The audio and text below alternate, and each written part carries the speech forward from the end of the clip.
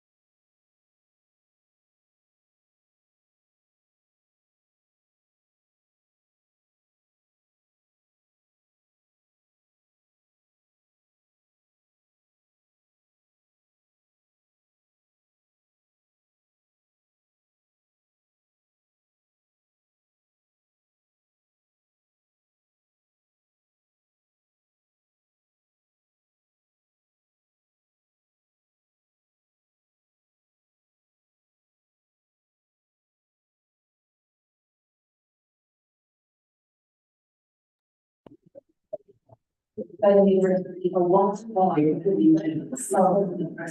I make it go through? I have to apologize. It's a long ways. I have to drive. Next year. Sound like the least. Sounds like the least. Morning, Madam Chair. Good morning. Doing good. Sorry. I would like to call this meeting to order. Good morning, Madam Chair. Roll call, Ms. Leslie. Chair, Madam Chair, Dr. Phyllis Martinez. Chair. Vice Chair, Luis Portillo. Present. Secretary Mark Dominguez. Present. Trustee Dr. Gilbert Sena. Here. Trustee Rosalie Ortega. Here. Trustee Ken Medina. Present. Trustee Rolando Medrano. He sent his apologies. He wouldn't want to be here today. Oh, okay. Now I would like to ask, how about Kira lead us in the Pledge of Allegiance? Oh, yeah, we gotta do the. sorry. Go ahead and announce the notice. Good morning. Today is Tuesday, August 12th, 2025. This is the regular board of trustees meeting of the Littleton College Board of Trustees. Notice of this meeting was provided in accordance with the Littleton College Open Meetings Act resolution. The agenda was posted at least 72 hours in advance of today's meeting at the office of the president and on the Luna Community College website at www.luna.edu. Any person who requires any special accommodations to attend and participate may contact the Luna Community College president at 505-454-2500 or 1-800-588-7232, extension 1000 for assistance. Thank you. Thank you very much. Ms. Kira. Congratulations. To the flag of the United States of America and to the republic that is one nation under God, indivisible, with liberty and justice for all. Thank you very much. Next item is the approval of the agenda. I'll make a motion to approve the agenda. Second. Sorry, who? Luis and Gilbert.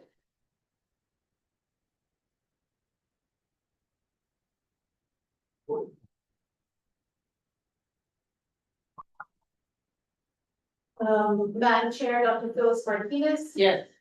Vice Chair, Luis Portillo. Yes. Secretary Mark Dominguez. Yes. Trustee, Dr. Gilbert Sena. Yes. Trustee Rosalie Ortega.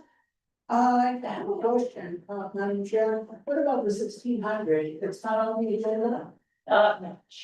They weren't able to get it on in time for the 3 days. So we'll postpone it until the next time. Yes. Madam Chair. Kenneth Medina. Go ahead. Yes, ma'am. And Trustee Rolando Medrano. Secretary Dominguez. I'll wait till the item, actually, I'll wait till the item comes up and then I'll question what I feel is relevant to pertaining to the topic of discussion. In the approval of the minutes, I have some questions. I wondered, shall I ask them? If they don't need to change any of the minutes, just some questions. Okay. Madam Chair, that's the topic of discussion. It's not a question or you can question it. If you want to comment on it, you can. It's a topic of discussion. It's not anything that's brought forth that's different from the agenda, Madam Chair. Okay, so next item is approval of the minutes, and then we'll have discussion. I'll approve the minutes as presented. And a second. Second. Okay, before we take roll call, I have some questions. On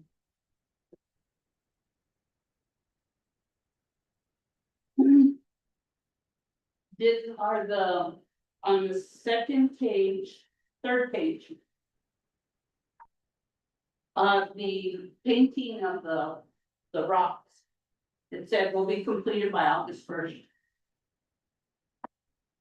Chair Dr. Martinez, the paint So order was delayed, so that is on the schedule, but it did get delayed.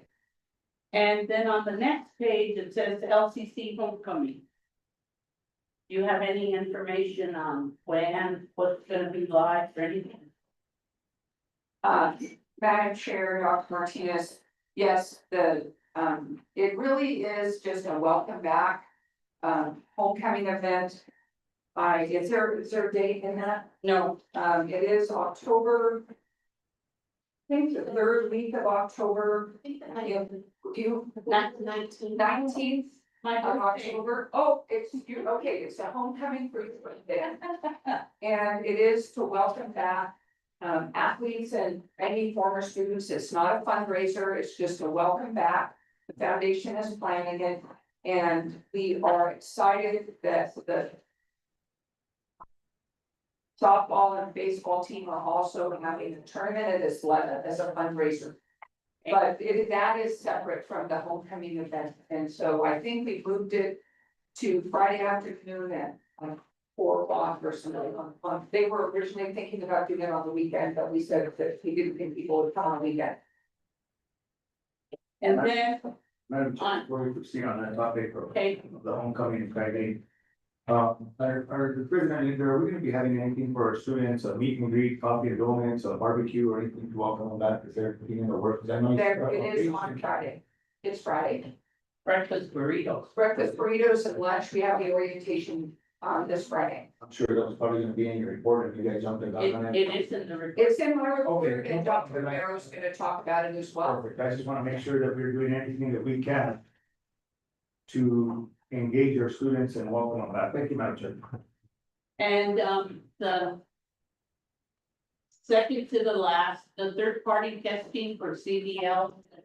Where's it at in terms of, are we gonna be able to begin testing for CDL on the campus? Is Yeah. the Department of Motor Vehicle making the agreement? So my understanding is that we've had a couple meetings with them, and that's in progress. And we've, last time I talked to Tracy Morales, she was waiting for some paperwork. So that is, hopefully we'll be moving forward soon. Okay, They were in favor of it. okay, and, item 14 about, see. The expansion efforts in course offerings. I've been on this for probably over a year, and Karen Shadong's, Karen here today?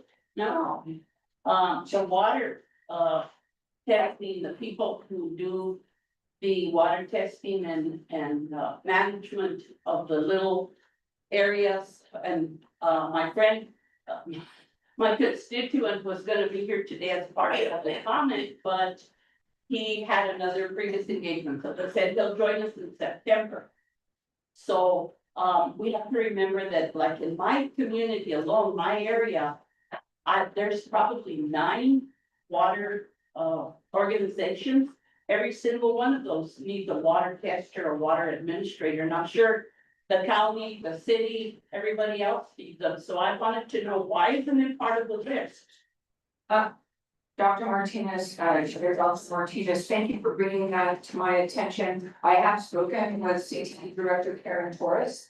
And she has had, and it might be in the academic list, she has actually been speaking to people at the city and at the county. And I know that she's gone up to Mora, but I don't know specifically that she's talked to people about the water testing. But this is something that Karen Torres is going to be looking at. And Karen just went back to the CTE director in July, and so we'll make sure we get something on a report in September.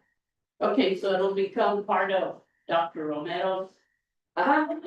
Yes. Madam Chair, if I may, you're for clarification, Madam Chair, on that topic, we are discussing water levels, correct? No, we're discussing That part. people who are able, who are certified to administer the water systems. Will it attribute or eventually gain momentum and go into a water level 1, 2, 3, 4, So I think it would be good Yes, if we could get, I know that Karen Torres has had some meetings about this, and I haven't been involved in those, and so let's just get some more information, and then she can definitely answer your question. Thank you. Yeah. Thank you, President. Thank you, Madam Chair. Yeah, I just wanna make sure that we're putting out the right information and people, our constituents are not misinterpreting what we're doing and where we're going. It doesn't matter if it's a level one or if it's a second or what it is, so thank you, Madam Chair. Well, no, it's not a set, yes, it's water organization, the community water. Thank you, Madam Chair. Yeah, we really do need to look at that, because I know we're gonna go back to county, there's issues, Springer has had that issue, Cimarron has had it. So, For there aren't enough people trained and certified to use them. Great thing, and you can be good for us, thank you. So roll call, Ms. Leslie? Madam Chair, Dr. Phyllis Martinez. Yes. Madam Vice Chair, Denise Portillo. yes, Secretary Mark Dominguez. Yes. Trustee Kenneth Medina. Yes, ma'am. Trustee Dr. Gilbert Sena. Yes. Trustee Rolando Medrano. Trustee Rosalie Ortega. Yes. Public comment, Chair, there's no sign up. right? Board of Trustees updates, I don't have the minutes for executive. Yes, Mike. You stepped in, and started before I had a chance to. Oh, the team, here you go. Thank you. Well, you have yours, right? Everybody has theirs. yes, and.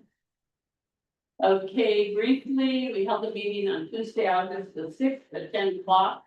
The executive committee, which is made up of the chair, vice chair, and the secretary, as well as Dr. Linder. And Ms. Leslie Ann took minutes. See. Third-party contractors, we've got some information about all the people who are hired as third-party contractors. Mainly because we have no one to fill those positions, so we're having to work on contracts. We have some NMHU graduate assistants who are going to come on board to help us. Let's see, the people in finance are winding down the wildfire instructors have been hired. We're still working on the audit.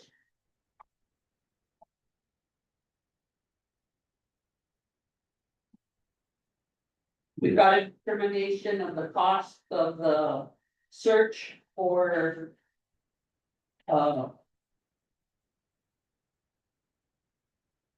vice president of instruction and the associate vice president. Capital outlay. And we'll move on, got some information on that.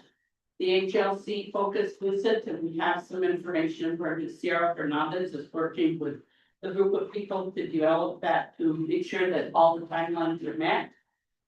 And summer and fall enrollment, and I'm glad to say that it's up in every single area. There's not a single item where we have a minus. Single number, we have a minus. We talked about board policy work session, which was Thursday. And we talked about the student athlete housing. We got an update, and I expect we're gonna get another update today. And I think that was it. Anything to contribute, Vice Chair Portillo or Secretary? Other than just saying, no, other than just saying thank you to Leslie Ann for taking her time. She was off that day. Congratulations on being a grandparent. It's one of the most wonderful things in the world. But thank you for taking your time and doing this.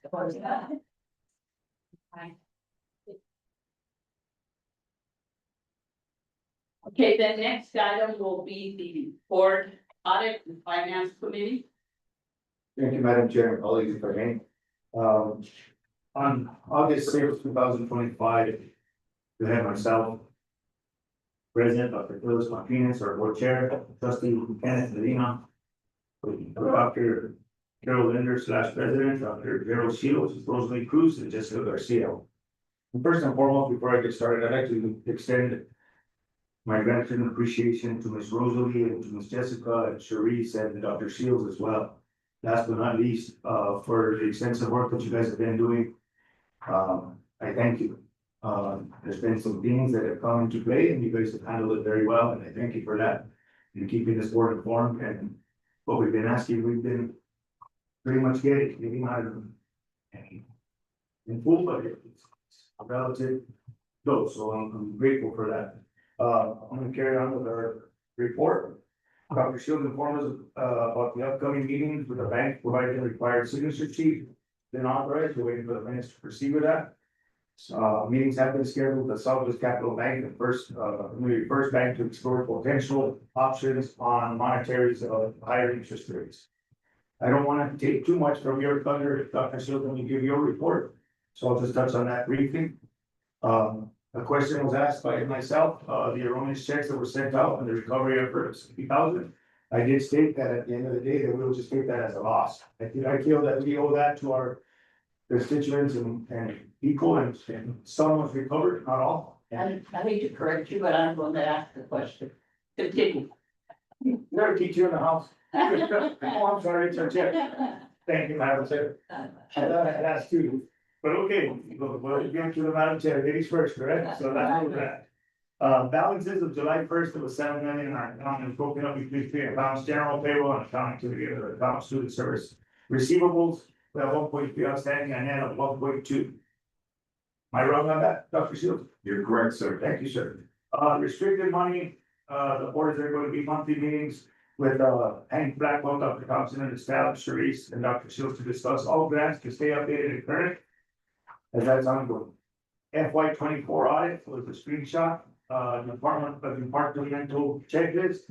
We now have a basis that Dr. Shields has acquired for us during one of our trainings, correct me if I'm wrong, Dr. Shields, 21-point checklist in the yellow book. We're still backward because of something, but we're working on it, correct? Yes, sir. And it's a basis for, and a foundation for us to look at, keep us on our toes, and things to look out for and be positive to it.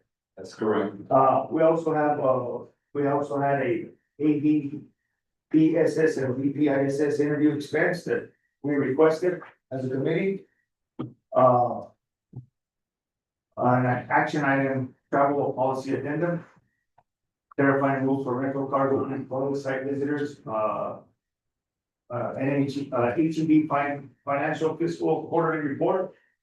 There'll be a recommendation coming forth to the board that I recommended, it's not an action item and it's not on the agenda, but it's information only. To my colleagues that I requested that we put back the contract money from 15,000 to 2,500, so that everything comes before the board and the monetaries for the attorney come back into the board budget. So having that said, I conclude my report, and that is it. Thank you, Madam Chair. Thank you, colleagues. Any questions? No, just the correction. Oh, just a correction, may I say? Dr. Phil and Chair Martinez asked the question. Yes, she is from Mona. Yep, she is from Mona. And we move forward. And thank you, everybody, for putting up with. Madam Chair. Thank you. Yeah, this would be, have to be, Am I up, Madam Chair? no, not yet. Oh. Just the finance, if you had it. Yeah. Oh, no, I'm sorry. Sorry, no, thank you. Okay. Next one is board academic committee meetings. I guess I'll take that one, Dr. Sami. Thank you. Yes, we met on August the 6th, and Dr. Sena was present, Dr. Henrietta Romero, Dr. Carol Linder, and Leslie Ann was also our admin reporter. Substitute was Henrietta Romero for that special meeting. Congratulations, Ms. Leslie. Okay, so we went on to, of course, like I mentioned, your agenda wasn't doing. Enrollment updates, discussion and enrollment projects and board challenges for the next 2 year. Comparison of the enrollment for last year, we're up 37%, and I'm sure all of this is gonna come up more than once. Updates on the dual credits. We'll need to report at the meeting for each trustee's area. We requested that. where Springer is, where Santa Rosa is, Mora. Working on staffing credentials. And getting students. Where they are and to. What needs to be met, personal updates. APP search is ongoing for APISS, and we review the candidates. And we'll see whether we are with a role. Or we're filling a position vacant by city branch. The Attain contract has extended for 3 months with a goal and not to extend that contract.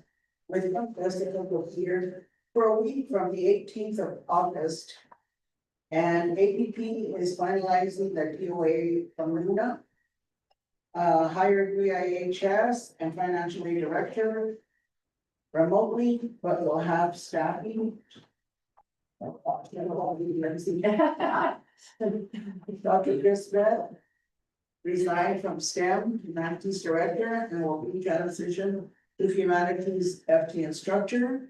He will work with the intern based on hiring and allied health.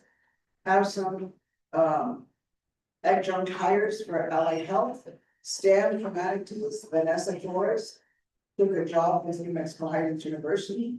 Maxine Hughes retired and hiring a full-time nursing instructor and will have a vacancy for another instructor. Student services and academic updates, 45 students will need housing due to the housing shortage at New Mexico Highlands University. I know we're gonna touch on that later also.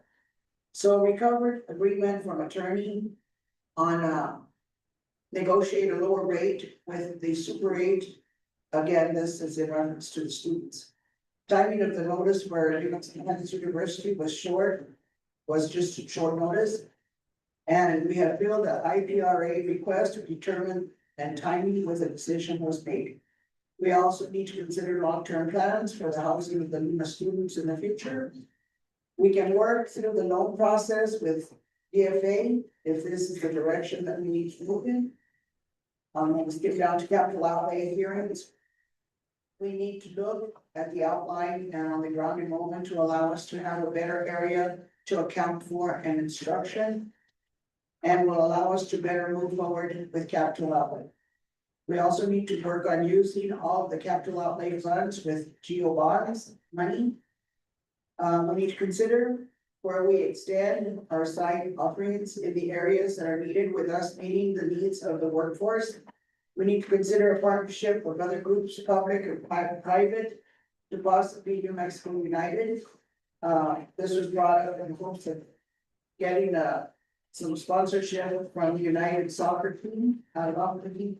Rough Riders is a registered trademark before we reach out to the potential professional baseball. The college will research if we have any registered trademarks.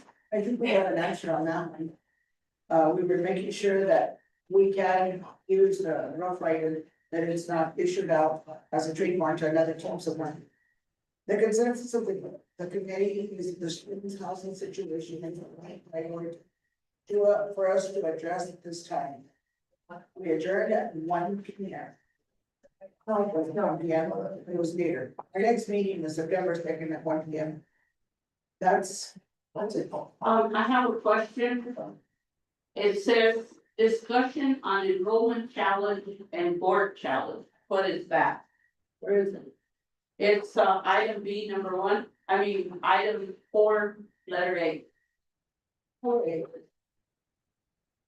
Well, we just discussed the numbers, but the updates are coming in because we hadn't fully enrolled everybody. And what the board is wanting to hold for our challenges, what we're being met with. That's been the whole scope of students come first and our enrollment is number 1 over everything else.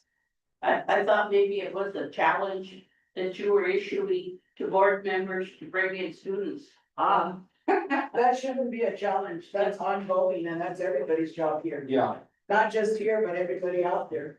Okay, so you're just referring to challenges that are, That we face. yes. Thank you for that clarification. And then on B number 1, personnel updates, the position that's listed there, it's not going to be filled, right? The Sydney branch? Yeah, Plan right now is to not fill. okay. Oh. It's over here on board active. I'm glad the PPA is finalized by the Department of Education. And I was gonna ask about the Rough Rider trademark, and what answer did you get? So, what we found was that our LCC trade, Rough Riders and our LCC logos have not been trademarked, but we talked to Amanda Nelson and she's gonna work on getting those registered. Okay. So that it can be copied for the vendors at is that the issue that they're not trademarked or? But if someone can copy? Dr. Martinez and trustee Dominguez, yes. So actually, somebody could come in and use the Rough Rider, so if it's trademarked, then we can't use it. And so I'm not sure why, but Dr. Romero looked it up and we didn't find any trademarking of any of our logos. And this is something Amanda Nelson is gonna be working on. Okay, the next report is the Facilities Committee, trustee Medina. Thank you, Madam Chair. Good morning. President Linder, fellow trustees. We had our facilities meeting July 6th also. We had board, of course, trustee Portillo was via Zoom. Trustee Ortega was present. Now with Dr. Linder, Dr. Shields. That's in there, Matt Grego and April Sandoval. Matt Grego gave us an update on roofing projects, which started with the preschool started in July, expected to be done in 2 weeks. A week from now, right now. Athletics roof progressing. Media arts begins after preschool completed for a roofing project also. We'll overlay a thicker gauge of roof panel on that one. Small business trades and SW part of campus will be done within the next 6 months by 2 roofing crews. We have 2 roofing crews, and actually we were almost, we had 3, I think, but 2 of them. Try to get these done by the rough weather. Insurance adjuster walked the SPDC building issues caused by a single event. Will be covered, other maintenance issues will have to be paid by LCC. Water drainage gaps on vents, sewer repairs complete last fiscal year with PR&R by Paul Davis. The good news was no mold was found in the small business. Brianna's office. Discoloration was due to window and AC condensation. Parking. Paul Davis is providing the quote for repair on administration building roof. They will redo stucco on the roof that was cut off by rubber coating, rubber roofing. Student services, elimination complete with PR&R, that's going to go weird. Administration buildings, stucco complete with PR&R, that's going to go weird. Year off need requisition receipt pay application, Alex project manager for tech building AC replacement. Mora site complete and picked up today for installation at Mora site. Designed by Amanda Nelson, which that should have been out in front. Paint company for sign and LCC rock movements and repairs. Paint mix up by paint company, so that's what was mentioned. I forgot that, I forgot that there was that's all right. I forgot that there was a mix up with the paint and they sent the paint to the United World College and then painted it in a room, like the wrong room. I don't know what happened, but somebody got their office at the United World College painted Luna teal. Anyway, I had forgotten that was the delay. There was a mix up with the paint order with United World College. We have no idea how that happened. So that has to do with that building being red, is that, I think so? No, No. the LCC is going to be turquoise and white up on the tower, right? Working on that. Another update, Dr. Linder and Robert Archuleta spoke at Capital Outlay summer hearing on 8/5/25. Vanessa Hawker emailed presidents provide info on what to expect. 2 requests Allied Health and Tech Buildings, LCC had received. Has 750,000 and 225,000 for a total of 975,000 for Allied Health renovations. Bathrooms and the sim lab. Need to get audit done before LCC could get approved for any more monies. So, you know, the audit is very important for the college, for us to be getting, continuing our company. And it's behind an audit for the fiscal year through 2024. Cabinet Secretary Rodriguez will be of LCC an emergency loan for housing situation, too much square footage for enrollment, ongoing issue for all colleges with satellite. That was always the problem. I was with school.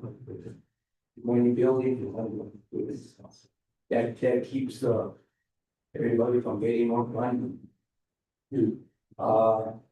LFC and DFA encourage Mexico, Islands University and LCC partner with an attempted partnership in 2024 and 2025 for LCC lab space, but not suitable for NMHU needs. Housing at Islands short 100 beds and 26 rooms, Melody Hall not usable due to sewage overflows. So that part of dorms is closed off, which I think was the first floor. Melody Hall. Dr. Linder, LCC meeting with President Wolf, negotiating new MOU for housing. And I'm sure Dr. Linder will bring that up on the report. Housing finalized by 8/9/2025 for students. 50 athletes lost, but they go to Highland.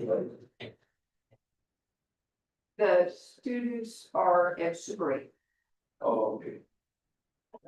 The really price students should not pay more than they would at Islands University, LCC. Will cover additional costs, getting housing, improve the financial aid. United World College does not want high school and college students in the same space, but either way, will not have the space to 60,000. Florida is too far. ER, that's physical year. Spent, ER and R not spent. This time. Yeah. I think that was it, if there was.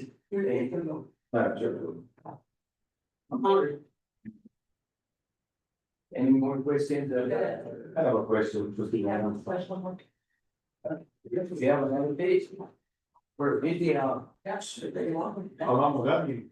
Dr. Ritter, Springer Mayor need to update the MOA on the building there, putting door for access to exercise classes and auditorium. Take out water fountain, capping outside wall, covering with access panels. Raised beds by woodworking, adding more for community garden, will provide water by nearby water spigot. Stock will complete. So trustee, those exactly about that. Paint for Springer sign still coming, paint mix up by paint company, that's a folder on that. And we'll meet again on. It was September. Oh, so there's a motion. Should be September. Yeah, we don't have to meet until October. Oh, that's been good. Thank you. And one more thing needs to be changed, it says, meeting started at 9 and ended at 3:59. It was a long meeting. Madam Chair, we started at 3 o'clock due to Oh, our that's. ability, Matt Grego was gonna stop that, we made it invite. Thank you, Thank just you. that correction. Madam Chair, if I may. Yeah. I know you touched briefly on the audit, that it was very important to the college, and I just want to share with my board that Dr. Shields has set a template and has provided the board information item on the 5/25/24 comprehensive summary in his report. So I want to thank you for that. I don't think that's been done before, and I thank you for doing. If that's the norm in your world, I appreciate you. If that's the extra, thank you. But I think it's important and vital to this institution that our board members know what's going on, and I don't wanna take too much from your report, Dr. Shield, but thank you very much. Thank you, Madam Chair, thank you, Trustee. Welcome. One more thing, Madam Chair, yes, Dr. Shields has spoken our finance also. His goal is to get us straightened out with all our items, so appreciate that. Absolutely. Next item is new personnel and employee student recognition. Thank you, Chair Dr. Martinez.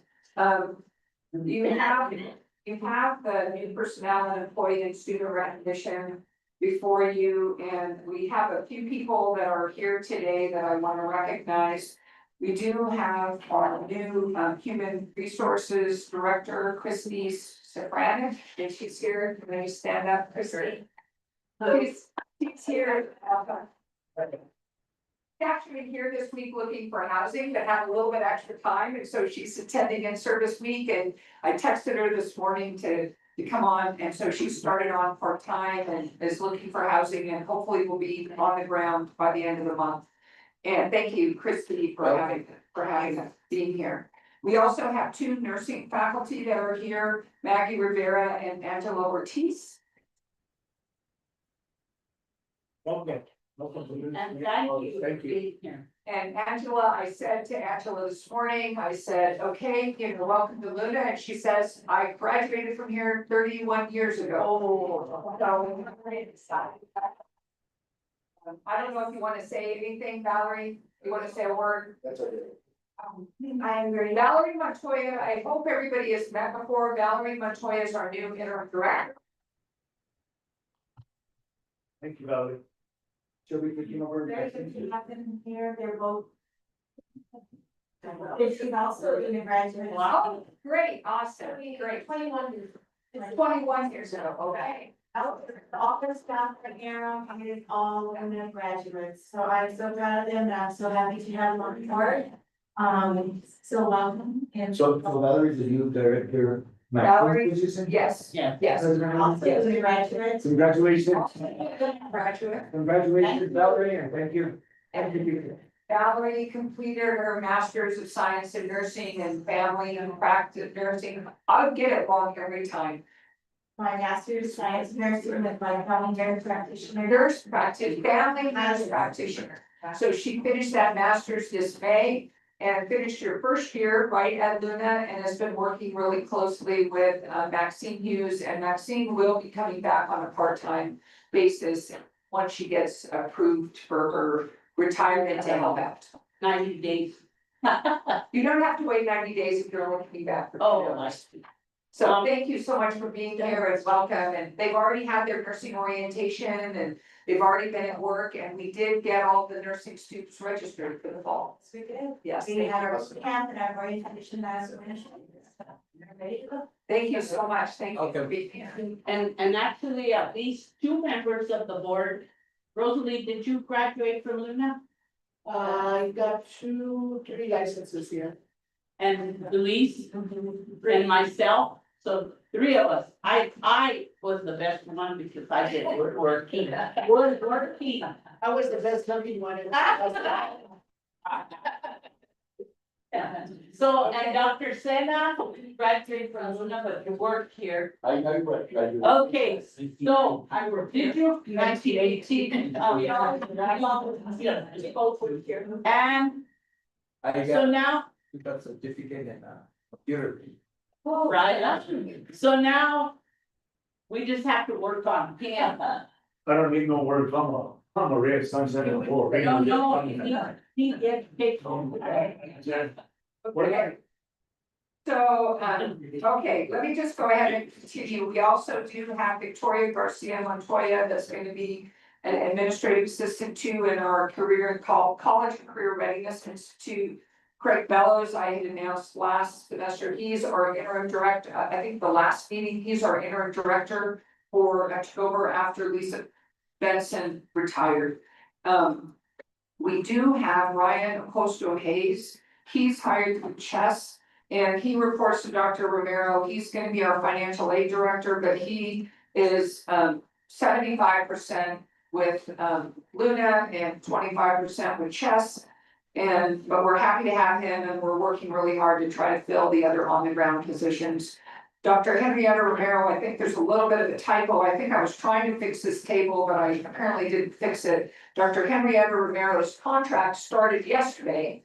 But we did have her on a purchase service agreement the last couple weeks to try to get ready for the semester, and she had a lot of family stuff going on, but we welcomed Dr. Romero when she did attend our committee meetings last week and has been answering my phone calls late at night. And I'm really excited to have her on board. And then Henry Blackwell has been working on our WRTC for since last November. Well, actually, he's been working with the WRTC for, I think even under Raphael, going back to the spring of 2024, but he was hired as the permanent WRTC full-time director. So we're excited about that. We have still a lot of key positions that we need to fill. This is not all of them. We have a total of 27 positions posted on our website. We did have 3 separations: Julio Romero, and Marcus Garcia, and Vanessa Torres, and trustee Ortega already mentioned that. I'm excited that trustee Portillo's had really wanted us to fill out and talk about the recognition, and so what is included are report outs from the different directors that from the different areas. I want to give a huge shout out to Kara Lewis for taking on a new role of network and system administrator with the absence of Julio, and she's done a lot of work on campus. She went to the sites, she went to Springer, and Santa Rosa, I think, Kira, and Mora, so they're looking at all that and doing a great job and looking at some areas across campus that have had not very good Wi-Fi and connectivity, so she's done a lot. She has a whole plan on that. And Shannon Ortiz has also taken on some new cybersecurity roles, and Shannon Ortiz, I don't know if I mentioned that last year she finished a master's from Highlands University and with a concentration in cybersecurity. So we're really fortunate to have Shannon Ortiz in our IT department. We also do have, you can look at those, I won't read all of those, but there's a lot of shout outs and that are pulled out by the director of what people have done. And then Denise Fox has been doing shout outs she hasn't been doing them every week, but she does them every week or two. And I've included the shout outs from that. And I'm excited to have all the work that everybody is being recognized for, and I won't take the time to read that. I've also included some photos from the dental assisting pinning and the CDL testing. So I think that's a nice addition to our board packet, but I'm happy to answer any questions about that. I would like to give a shout out. Sherry, is this you? No. Thank you. So this is, thank you for bringing this up. Thank you for bringing it back. So this is Amanda Nelson. Oh. Amanda Nelson has taken on, she's still in the foundation and serving the foundation, but she is now, has a new title of marketing and events coordinator. And she is the one that put together the Luna Lights. And I texted her right before this, said don't print any more because she didn't put any tagline recognizing all of her work. So we are gonna get more of these. I'm not 100% sure that it's posted on the website yet. She just gave me these this morning. I told her we need to have it for the board meeting. And Amanda Nelson has done a really, really fantastic job with the Luna Lights. Just an amazing job. She has a great eye for design. And I think that it's exciting. Several of the articles are articles that have she's been working on it for the last couple of months. No, in June, she started working on it in June, but I also want to, in this Luna Light, it does recognize the board of trustees and also our Luna Foundation. And then it does have a nice article about the mural in Santa Rosa that is just absolutely beautiful. And it's also featured on the cover of that. So Amanda Nelson, huge shout out for the Luna Light. Yes, it's beautiful. It's beautiful. And our pictures look real good, especially mine from 4 years ago. Photoshopped it, Madam Chair, they photoshopped it. Wait. Photoshop. Totally. Could we possibly blow them up and put Roland and I up there? So Someday. So I apologize for that. I actually 3 times ordered photos to act for that through Walgreens, which is where those were, and they haven't been able to fulfill that order. And so I ordered them in early May. I thought that we would have them by the June meeting, and my goal, I really wanted to have it by today, and the housing crisis actually has delayed, has superseded some different things, but that is our goal, and I apologize for that, and I do plan on getting those up there. Just saying. You feel it there. No, I went to the Walgreens in Santa Fe and I said, do you have these frames? And anyway, I just need to get that done. Madam Chair, if I may. Go ahead. Madam Chair, I'd like to give a recognition to all the staff that were not recognized today. Because everybody does make this institution work. And I'd like to give a bigger shout out to Ms. Eva Shields, who was our HR director, who really fought for the students and really did a good service to this institution and the contract work that she was here. So Ms. Eva Shields, I'd like to thank you if you're listening. If you're not listening, Dr. Shields, can you please send her my I'll run through it this evening. appreciate that. And to all the people that make this place work, the custodians, the janitors, everybody, that it's a matrix of people that make this institution move forward and for the people that do it. For the, just want to thank everybody. Thank you, Madam. Thank you. Continue, Dr. Linder. Okay, all right, so It's Madam President's report. okay, I'm next on the president's report. Yeah. Okay. I do have again, are my priorities. Thank you, ladies. Thank you. Come back and visit. Come anytime. Meetings are always fun.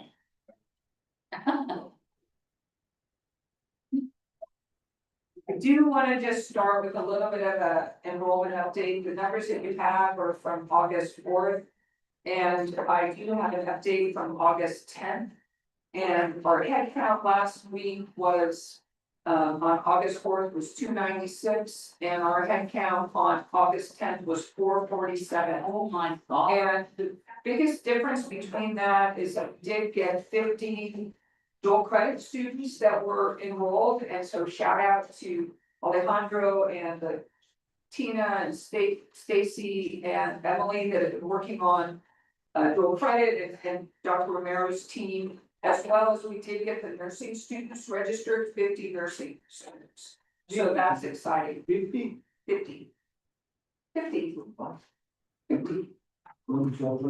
Is there 50 new ones or 50 including last year? Including last year and Okay. this year, so. Yeah, that's all right. Yeah, that's right. Yeah, so, but they did get registered. We are up, we do need to get higher than that, but that was a significant jump from 296 to 447, attributed primarily by the dual credit and the nursing. And what, I'll pack with school credit, West Las Vegas. West Las Vegas, East Las Vegas, yeah, East Robertson, Pecos, Mora. Cimarron, so Tina was going to Cimarron yesterday, she was going to Springer well, I think she went to Maxwell this morning or Cimarron this morning, she went to Springer yesterday afternoon. And Santa Rosa, no, it's not too late, classes don't start until Monday. So classes don't start until Monday, so we're still working on getting. We hope last year we had over 200 students in our dual credit, so we still are hoping to have a lot more students on that. Our last week, our head count, I already said, total credit hour production was 3129, and this week it's 4501. So that's about a 50% increase from last year at this time, but I didn't calculate the increases on a week by week basis. So we're seeing positive growth with that. Classes do start on Monday, and the last day to add classes is on Friday. So we're excited about that. I wanted to give an update on housing. A lot of the different committees have given a little bit of a housing update. Let me interrupt you 1 minute. Yes. Back to dual credit. Yes, I noticed that New Mexico has received funding to be able to fund colleges that are providing dual credit. We got it from Secretary Rodriguez. So we always have gotten a little bit of funding for dual credit, so we got a total of $12,500. That's not very much money considering how much we spend on dual credit. Most of the money goes to the K, through the PED. President, Andrew, do you, is. The way you say that, is it burdensome, the new credits, it's just a lot of work, is that what it is, or it's a lot of cost? It's a lot of cost and it's a lot of work, and I'm happy to have those students. So and that's what I'm asking, right, so, but. Futuristically, those are potential students for doing community college, right, or we hope, if we grasp them, right? So absolutely, we want to take every high school student that we can take and have them, and our goal is to really get them to get a certificate and a degree. We do get the majority of our funding from our degrees and certificates that we award, not from our enrollment. So the majority of our funding does come from degree completion and certificate completion. The state has been looking at the funding for dual credit at all schools. The legislature has looked this last several years, there has not been any real movement on changing the funding formula for dual credit, although a lot of people have worked on that. And hopefully in the future, we'll have some movement on that, but I'm happy to have all the students that we can get, and if we can get them a degree or a certificate, then that's gonna help us with funding as well. Okay, we had August state awarded national grant to expand dual enrollment access. New Mexico has been selected as one of 7 states to receive a college and high school alliance grant. Okay, So that was last week that we got that notice. right. So, I know some of it goes through the PED, but some of it will also go to colleges. Thank you. No, we're definitely, okay, thank you. Housing update? Yes. Yes. So we had 10 softball rooms and 13 baseball rooms that students moved into on Saturday from at the Super 8. And I've worked with Rosemary Sanchez very closely. She's been very, very accommodating. I called her up and we don't have a purchase order yet, and I said, "Do you need me to give you a credit card?" And she said, "No, we are absolutely okay." We had originally reserved 31 rooms. It looks like what we're gonna need is 25 rooms. We did lose some baseball players and some softball players. We're trying to replace some of those. And we did have 2 students that were non-athletes that also were affected, and they are planning on moving in this weekend to the Super 8. So is that part of the 25? Yes, so 23 for athletes and 2 more. No. Continue. Okay, so we have that said, we are working on, I did have a meeting yesterday with financial aid. That was one of the outstanding things. I did talk to the finance office. I talked to Sharice about how best we can bill the students for this.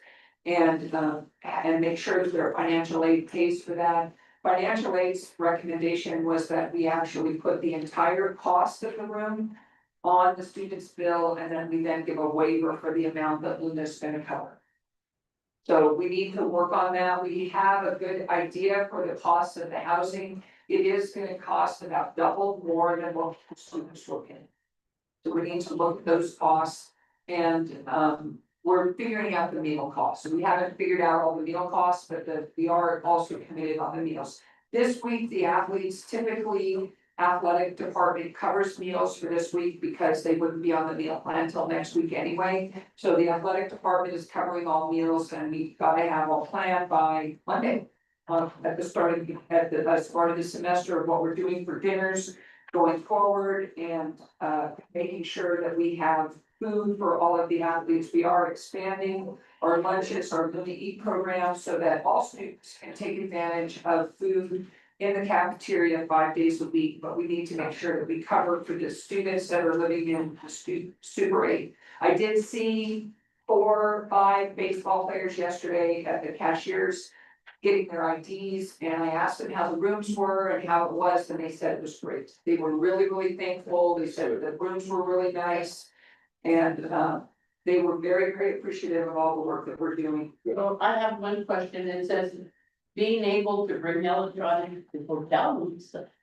when I check in a hotel, I'm never have a problem with the They can't bring additional, like, another, they can't bring a refrigerator, they can't bring a hot. They have a refrigerator already. They have a refrigerator, but they can't like bring another, any additional things like that. Okay, but the computers and things. Oh, yeah, like they're fine, it has Wi-Fi, it has Wi-Fi. that.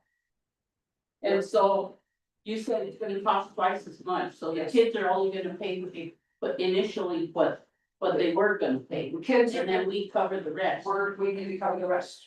which is about 250. More. So it is gonna be, I don't have all of those numbers right now, but I don't have all of them. Usually 1 minute, cause trustee Dominguez left, so we'll just wait till he comes back, let's take a minute break, hopefully he'll be back by then. Leslie Ann, do you have the revised policy? I know you sent them to me, but I didn't have time to. Right here, Should have brought them to you if you, the minutes. we got it, it's just, Oh, I'm the one that didn't get them. she didn't give it to you. Next time you can just see them. It's solid. We're waiting for you. That's all right. We just want you to miss something. Okay, so for the housing. We do need, I did talk to Rosemary about seeing if they would lower, we did. Reserve the rooms for the entire fall semester. We're not exactly sure when the students are gonna move out. December 5th is the last day of finals week. Whether the students will be in there completely through that is, we're still trying to determine. If they're actually gonna be in there that long, but we're looking at providing housing through December 5th. I did talk to her about trying to lower the rate, and the current rate for that hotel is $140 a night, and they gave us $75 a night. And they are providing a full breakfast, they are providing a light dinner, and she didn't feel like she could go lower than that. So, we do need to. Even though it's secured, it's, she doesn't have to worry about who comes there. She did talk to her partners, and that's what she did. I did, It stays at 75. so it's staying at 75 That's till through the semester. till the semester. December 5th is when the last day of the finals.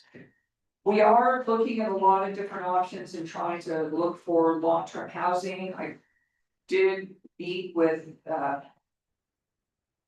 city, with the county. I've talked to several different people. I have not yet followed up with San Juan College, the president and their executive vice president, Ed Desclos, that have done housing before. There are a lot of logistics in terms of getting housing, long-term housing up here at Luna. I'm not saying that we're not gonna do that, we don't have a plan. I did meet with President Wolf last Thursday, and he did say that they would prioritize Luna students for the spring in the housing. And my recommendation is that the students will do that unless we come up with another plan for the spring semester. So we're still looking at all of the options. So, President, are we currently gonna stay on track as having a backup plan in January from Pace Highlands as opposed to stay proactive and see what we can do to make sure that families, know that their students are safe and more importantly, I know you maybe haven't finished your report, maybe you're gonna touch base on it, but you touch base on housing, you touch base on food, more importantly to me, I'd like to know what are we gonna do about security for our students, but what's gonna make them feel safe? My daughter was in another township. I would like to know that the institution was doing everything possible to either vet ours, Madam Chair, I'm not giving any direction. I'm not giving any direction, Madam Chair. I just would like to know, is our security guards gonna be going by there? Is that an option? Is that possible? Madam Chair, so maybe you have a plan. I trust Dr. Martinez and trustee Dominguez, I apologize for not including that part in my report. I have reported that out in my weekly reports and some of the other updates that I've done that, and I didn't probably give this completely. We have arranged that our Luna Security is gonna be doing, rounds over to the Super 8. We have arranged for 2 assistant coaches to be staying in the residence hall at the Super 8 to sort of serve as resident advisors. And we also do have to have, because we have students there, we are gonna have to report any incidents that happen in terms of our cleries reporting. We have also arranged for laundry. There's enough laundry facilities here on campus so that the students can actually do free laundry here at Luna. Athletic director Coach Crutch has also arranged for a container that was located at the Highlands campus, and he got it moved up here, so students, if they had extra things that they're looking at, if they had extra items that they needed to store that they didn't have room in their hotel, that the students could store it in that facility in a secured manner. We are looking at other options to make sure that we have housing in the spring. Whether we can get another housing option by spring other than Highlands, I'm not 100% sure, but we're not stopping looking at those options. Thank you for that. Madam Chair, I have a question. Go ahead. Have we looked at possibly for those students that are only taking somewhat of classes and don't want to stay on the campus? Are we looking at somewhat of some transportation to make up for this inconvenience? And more importantly, is the student, I know Highlands probably has the code of conduct, or the student's gonna be signing a code of conduct for staying at the motel? Is that something that you're looking at? I'm sure you are. So the agreement that we have that I'm working on that I got from the attorney has a code of conduct in there, but Coach Crutch also assured me that all athletes sign a code of conduct. They already do. So that was another thing that we looked at. And we are also, you said something else. You meant, so in terms of how long they need to be here, in terms of the fall season for baseball and softball, they need to be here through at least November 15th. And some of the students are taking primarily online classes, so whether they will be here till December 5th, I'm not sure. We did ask the students when we met with them and their parents whether they needed transportation help. And all of the students said that the other players said that when they were at New Mexico Highlands University, they also had to get transportation. Yes. So the students that didn't have transportation, the other players said we would provide transportation. So we did ask if we needed to do anything in terms of providing additional transportation. And at this time, we don't think that we need to do that. And the other 2 students, I think that Dr. Romero talked to the one student on Friday night, and I talked to the other student. They both have their own transportation, and we're still working on the details for that.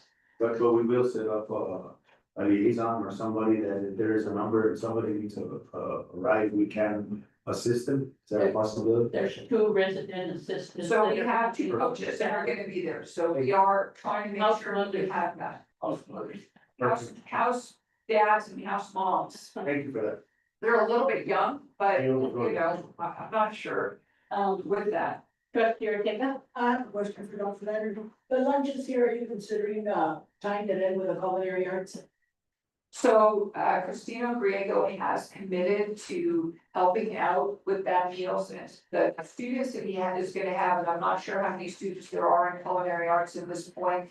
But they are, whether they can assist in that, Christina's gonna assist in that. I'm not sure that the students are gonna be able to fully, if they're just starting that culinary arts program, if they're gonna be prepared to do that, but I think it's something that in the future as we go forward.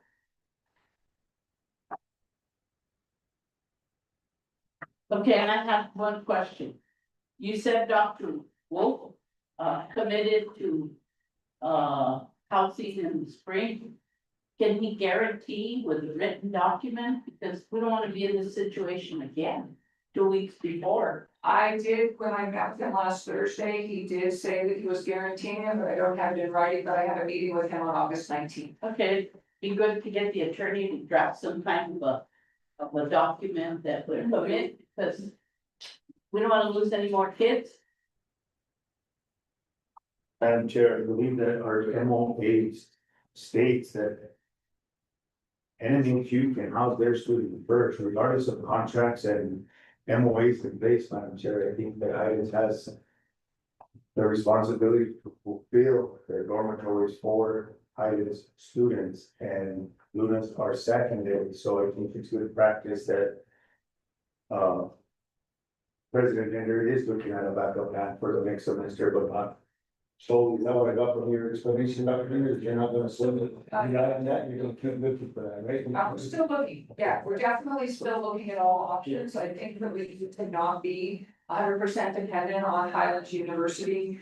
I have reviewed the housing agreement that the students sign, and I've reviewed the MOA that we do have with Highlands University, and there's no language in there that says that Highlands students will be prioritized.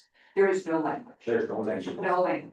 And maybe there needs to be consequences in the contract, something that they pay us $100,000 or something, I don't know. That would be nice.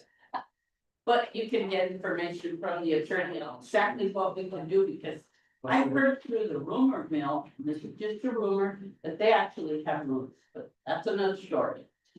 Thank I'm you. assuming they'll fix their MOA and their language as well. They're not gonna walk in blank, but sure. Well, we're all on the same side here, we're doing that, thank you. Go ahead. Any other questions about housing? Oh, President, this is- I have included, and I include these in my weekly report as well. I have included articles that have appeared in the optic and in different programs throughout the last month. And also in Guadalupe Communicator. I didn't include all of those in the report, but I have links to those. There was also an article that came out in the optic last week. And if you look at the Luna Light, you will see that I thought it was really nice that Amanda came up with this on the last page. She has created a survey, and I encourage, it's gonna come out, we're gonna get this out to students. Top 5 reasons to choose Luna. It's a really short survey, you can check as many things as you want, but the top 5 reasons that students choose to attend Luna Community College. So I think that that's a really wonderful thing. I have participated in a number of things with the state over the last month, including the Economic Development Division was here. And also I presented with Eric Wright at the Legislative Health and Human Services Committee on top of the Capital Outlay Committee. I attended the Legislative Finance Committee reception that was honoring our workforce development and our non-credit. And I also attended the LFC hearings. And also, there's information there about the summer bridge program. Sherry's here. We had an amazing week, the week of July 21st. We just finished up on Friday before we started, right, Sherry, all of our summer programs. So Sherry did not get a break. Well, she doesn't get a break anyway, but she didn't get a break at all over the summer. So. Yeah. I had a question about, Is the agenda incorrect? was it amended? So. No, Thank you. on the agenda. Sorry about that. I had a question about that summer bridge program. I was disappointed that wasn't any students from Warren. Yeah, it was really. So I've had the last 6 months a job posting trying to get people who want to take responsibility for it. And people are not applying. I have talked to everybody and their brother to include the vice president of the Chamber of Commerce there, who sends my stuff out to a million people. I think 2 people inquired, none of them want that responsibility. Now, with that said, So this is different than what Stacy would be doing. This is only this. Yes. This is only for this program. Right, so what I need is an actual teacher or 2 or 3 to take responsibility for it. Now, the upside is Kabaka is willing to do that, at least for the interim. And so our plans are to start that now, like in the next couple of weeks, or for the fall. We had a meeting last week with Steve Smitty from Yeah. Lindsley Branch and also Tina Crump. So Tina Crump has that large homeschool room. Yeah. Evidently, there's a bunch of children in one who currently are being homeschooled. And so we are planning to partner, if we can figure it out, with Steve Smith of Collins and LaGrange, Peanut Cone, and then us, and offer stuff possibly through Collins and LaGrange. Okay, So we are trying, but if there is anybody that you know that is interested in a nice little part-time job, please send them my could direction. I volunteer? Yes, yes, no, yes. Yeah, you can volunteer, but you cannot take any money, That should be wrong. but you can volunteer. And the other thing I noticed is on the Collins Lake website, it does say that they are partnering with Luna and with Highlands to provide classes to, Yeah. that's good. Okay, that's my question. Madam Chair, I have one more question, for President Bender. President, how are the outcomes of the National Park, Meeting. meeting how did that go, and is it still ongoing? So the, Go ahead. yeah, no, thank you, Dr. Martinez and trustee Dominguez. I did see, the people that organized that meeting in July early on and asked them if there was any follow-up. That was a good meeting. What was nice about it is the counties and the cities, got together in that, were sort of exploring. I did ask if there was any follow-up. They are very interested in Luna being involved in having classes up in Raton. I did meet with President, Becky Rowley about that. Raton is actually in the Santa Fe Community College service area. However, Becky Rowley is not opposed to us having students, if we can offer things in person. So I have talked to Karen Torres about that. I don't think I've had any conversations yet with Dr. Romero about that. But they are interested in having us offer classes up there. I know that Dr. Smith had talked about having some classes. Dr. Chris Smith, we mentioned, in one of the academic reports, I think trustee Ortega's academic report, that Dr. Smith is actually gonna resign his position as the director, and he's gonna be a full-time humanities instructor. And he will be working a hybrid and will be in Trinidad, and so I'm hoping maybe he could do something in Raton. That would be wonderful. And those conversations still are ongoing, but I did follow up on that, and there hasn't been any formal follow-up, but we would love to get that. I know that Alejandro had an MOU for Raton, and I'm not sure if we got that signed or not. Maybe get your own bill stuff. Maybe, there you go, that's a good idea. Thank you. One of the reasons that we started talking about the Rough Rider thing is Dr. Day wondered, there is a professional team that's also Rough Riders. I can't remember what is it? Baseball. And she wondered if we could approach them and ask for help from them. However, what she's the one that brought up about the trademark, because we didn't want them to all of a sudden say, okay, Really not great. right, so that's why that came up, is because Dr. Day had said maybe we could approach this baseball team, because we have a baseball team. But then we were worried about our trademark, so that's the reason that the trademark came up. You could see that, Dr. Martinez, I hadn't seen that email about the grant, and I'm excited about that. I do know that President Jonathan Fuentes from Clovis Community College has a lot of experience with dual credit in Texas and the way they do credit in Texas. And I know that he met last week with Secretary Rodriguez and her team and with the PED to look at different options for that. And so I'm excited about the grant that we're having, and hopefully something will happen with that. As trustee Medina mentioned, we did have the capital outlay hearings last week. I thought that they went well. I was happy that I attended the whole day, because every president presents a little bit differently. And the questions that the committee members asked are I had gotten a lot of heads up from Dr. Vanessa Ocker, but it was really useful to be there. And I didn't do that last year. I'm really happy that I did that. But the bottom line is that it doesn't look like we're probably gonna get recommended for the GEO bond in 2027 because of our audits. And how is that going this work day? I don't know if I should ask Dr. Shields or you, is workday,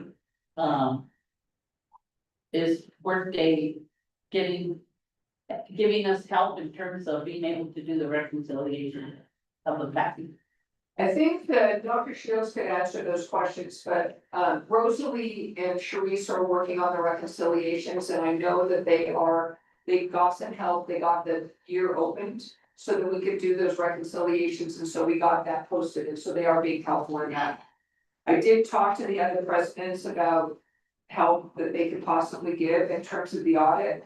And I am exploring all different options for us to move along that audit. There's a good update from athletics. There's also a good story in the Luna Light about athletics. We have increased, one thing that Coach Crutch and our athletic director is really committed to is making sure that he's completely in compliance and has gone through all of the certifications, and he did do that this past year, this last summer, he did that, so that was really important. Oh, this is the date, October 17th on the homecoming, if you see it on that page on this bullet. October 17th? Yes. Oh, darn, your birthday. Is your birthday on a Sunday? I don't know. So the original day Happy was the birthday. 19th. The original day was the 19th, I think, but that was a Sunday, so I think we might have moved it to the 17th because of that. So there's a little bit of a report out there. There is a little bit of a report on the contract testing as well under contract ed. We forwarded all the information. We should be receiving it soon, which is what the target date that I didn't remember was October 1st, 2025 for that. So that's what we're going on. We are purchasing a sim trailer so that we can take our simulators out to the sites. I think that will be good and take them to different areas. I think that's really wonderful. And we've had good enrollment numbers, and they've modified a lot of that, how they're doing the instruction to try to get students through more quickly. And when I met with the city 2 weeks ago, Arnold Lopez was interested in getting more of their employees certified with CDL. So we talked about that, and I thought that was a good thing. I already mentioned the And wildfire. I also heard that when they read more of that. 3 EMTs are currently in getting their CDL and 2 from the fire department. Oh, good. Yeah, 5 and more are actually, Tracy said. they're Tracy's been going up there. Almost finished. Okay, great. Hank Blackwell is taking over the project director responsibilities for our 2 big grants that we have. This the Wildfire Resiliency Training Center. I'm very excited about that because I've been the project director and I really have not had time to do that. So we're transitioning those responsibilities over to him. We are looking at, we already got a facilities update. I think Trustee Medina did a great job with that. I mentioned a little bit earlier on the shout outs, all the work that IT has been doing. And I think that there's a lot of more work that needs to get done. We have done a comprehensive review of the wireless network. Looking on campus, this is something that people have complained about for several years. And I think that Kira has a good plan to try to address that we could do with not a whole lot of money. I think I can stand for questions. We do still have a lot of people that are using the wellness center, and I have met regularly with Jeanette Garcia Nahar, and she has a lot of different ideas of how she can expand the use of that wellness center that I hope we can do this fall. Question on speaker. I'm going to. Dr. Lehman, can you please provide the board with an update what's going on in Springer? I only know about it because the mayor called me. Okay, so thank you, I meant to do that, so I think that I meant to do that. I don't have an update except for what I heard yesterday, that there was no power. Do you have more of an update? No. I don't have more of that. It's still no. For about a week, right, Sherry? Well, it started Over the weekend. Saturdays. Okay. and then Sunday is when they realized that Luna still didn't have power. She That's had what I that thought. power outage Yeah. Saturday night, and so I did talk to Tina yesterday afternoon. And she said they think it may be the transformer. That's what he told me. It was a transformer and an electrical line underground. Yeah, and so I guess they did fire it up like last night and it just went right back out. Okay. So they're thinking they're gonna have to get one, and I asked, ETA, like when, and she said they don't know. So Have you heard anything else, Dr. Romero, from Tina? I've not, we will need to potentially send out a notice to set the satellite campuses closed, but Tina is willing to work remotely to be able to still get students served, because this is a peak enrollment period for us, so that is a high concern for us as well. I met with her yesterday in the morning. And so if they know that the transformer is not gonna continue to work, we need to be able to still find a way to serve students. We may also explore, Dr. Litter and I will take a look at whether or not we have some other entities and opportunities to where we can have Tina displaced in another or. So possibly it's Springer High School. Right.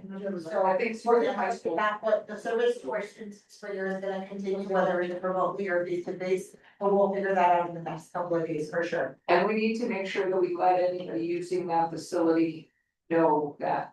Yeah, Thank you for that, Dr. Romero. you're welcome. Thank you. I thought about that earlier and I meant to include that, so thank you for keeping me on track, On on the line. When you talked about the wildfire resiliency center, you talked about NMHU course, the Watershed Institute. Did they get funding cuts that I saw? They got a huge funding cut. We are looking, I have a meeting this Friday with the Forest and Watershed Institute. We've talked for a long time about having them have a sub-award as part of our USDA grant. And we are gonna look at that. So yes, the Forest and Watershed Institute had significant cuts. Is it closed? No, it's not closed. It's not closed. They just had, no, they're still operating and we do have an agreement that Director Blackwell has been working with the Forest and Watershed Institute to have a meeting about it this Friday. We of course have to prioritize our growth. When I was, No. when I was at the Capitol outlay, when I was at the Capitol outlay and when I was with Senator Heinrich last week, I attended an economic development roundtable with Senator Heinrich last week. And I don't think it's in my report because it was Thursday and I had done the report, but I put it in the weekly report. Yeah, I saw it. Anyway, what Senator Heinrich said is he actually had given $4.2 million to chess. So he was very familiar with chess, but he is in favor of us working together, everybody working together. So for him and his priorities, he really wants to see how we can partner. And so if we're not partnering with Highlands, which we still are partnering with Highlands on a lot of different efforts, I do want to make sure that we partner with the city, with the county, and the other businesses. We made a lot of contacts, Karen taught us, and I attended that. We made a lot of contacts last week. We talked to several different people. And I think there's a lot of opportunity that will come out of that. And then they also offer grant writing. So I was excited about that. And I had another question about the athletics, when you're talking about the recruiting efforts, that's gonna be for next year? Or for now, because it says softball recruiting efforts, 14 recruits are being considered for the 2026 class. Yeah, so this was a report that he did a couple weeks ago, and so he does Okay, have, so those kids are already on board. yeah, they're on board. But he is still could pick up some students this fall for the spring. Okay. That's it, any other questions? Ask you my. I didn't interrupt now. Forgot. I did include also the, I have one action item, but I also did include a report. I just realized that it's in there as appendix B. This was our report from our NM Road Force Development, if you look at And that. I was gonna ask, because there's no title, so I said, is this good, is this a CTE? This is our road credit, and I referred to it from on the previous page, so I apologize if that didn't have that. But that is our report out for the first year, using $242,000 of non-credit workforce and road money. So I apologize for not saying that. So it says LCC Foundation, $25,400. That's what they spend, or that's what was given to them? The first foundation, that's what was given to them. So do they report back to us? And then it says another 25,000, might be the same amount of money. That's the same amount of money in those two. And That was, that's those were grants that the LCC Foundation got for the Adobe model. From the Las Vegas Community Foundation, from the Santa Fe Community Foundation, from, I think a couple other small areas. Okay, just, but that was included in their report last time. I'm not sure, this is money, so this was money that they actually got before I came on board. This is, Dr. Martinez had all this money required for the Adobe model phone before I started. So maybe just check and see if that's included as part of their total amount that they are reporting. Okay, I'll check on that. I do And have then one action on it. I had, some questions for you. They were gonna do some stuff that they had sort of committed with verbally and. So they did provide, I do have it in here, and say Dr. Martinez and Dr. Romero's report. And I don't know, Leslie, I thought we numbered the page number these reports. It's on the bottom part of that cut off, I guess, on 15, it's appearing on a police eight. I don't know. Anyway, there is, if you look back, So pages have number. and I apologize for that, if you do look, they have provided, it looks like this. You would ask Dr. Martinez for a one-page update from finance. Yeah. They did provide this Okay, so FAQ. that was one of my questions. So this is in the packet, that's in Dr. Romero's report. So this is the one-page back page that they have. They've also updated their website for a lot of this information, and so we can go to this QR code, but this FAQ they did provide. And then they were gonna provide a phone number. So they provided phone numbers that are out there, they're on the directory, and there are flyers that are out in all of student services. So, Are over there. So, and they're on the luna.edu directory, their direct phone number. not only the scan code, but the phone number. The phone numbers are on the Luna directory, and all of the student services people have the numbers for financial aid. And have they adjusted to the time zone, They always have worked on the time zone, or our time? they always work in one time zone. And hopefully attitudes, because we heard a lot of those. It's another story. Okay, Okay, probably have to check. we are on item, thank you, any questions for Dr. Linder? Updates, Madam Chair. Then there's discussion action item, adoption of revised policy. I have a problem with this because I was just handed this, and I know it came to me last night in my email. I didn't have time to review it. And I don't feel comfortable approving them until I look. Madam Chair, if I may. Go ahead. Madam Chair, President Linder and my colleagues, we were never. We did do 1,600, that's aside from the issue, we have 1,700, 2,600. I have some issues that. Some concerns about some of the things that were stricken out, and I'm gonna go through them briefly, and then I'm gonna make a motion. Because I feel it is necessity that the board governs this institution. Doesn't govern the day-to-day operations, but it governs the institution. I can defend what I'm going to say. So I'm- Make a motion. Right. We can't just. I would, if no one is gonna make a motion to table it, then I. I'll make You that make motion, that motion? Okay. Trustee, and I'll say why. she already made the motion. I'll second. Trustee Ortega.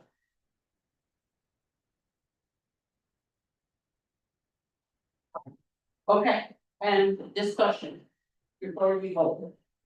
Madam Chair, I'd just like to go into a few of the pages, starting with. Stricken on special meetings that we cannot conduct business essential to success and viability of the institution, I feel that shouldn't be struck.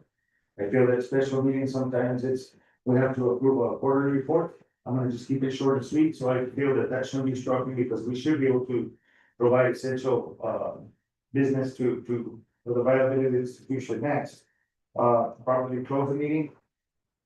The discussion of striking, hiring, promotion, demotion, dismissal, assignment of resignation of a public employee, investigation or consideration of complaints or charges against a public employee. That should be informative to the board, whether the attorney's present or not. A discussion of sole source purchase of exceeding $2,500 with contents of competitive sealed bids during the contract negotiation process, meetings with a public body attorney pertaining to threatening litigation. So we're striking out, basically, we're saying the board doesn't need to be involved with that. Next, the top page, it says discussion of purchase, acquisition, or disposal of real property of water rights. I could go on and on. Madam Chair, I would ask that we make the special meeting and move forward and revise them and. Well, Yeah, fine. you didn't get the ones that are in turquoise blue. It's no different than the ones that are. Yeah, they are different. restricted, Madam Chair. They are different, but as I said, I personally would not be able to vote for them because I did not have time to review the changes. Thank you. Well, I think a motion's been made. I've You explained, explained what I feel is valid.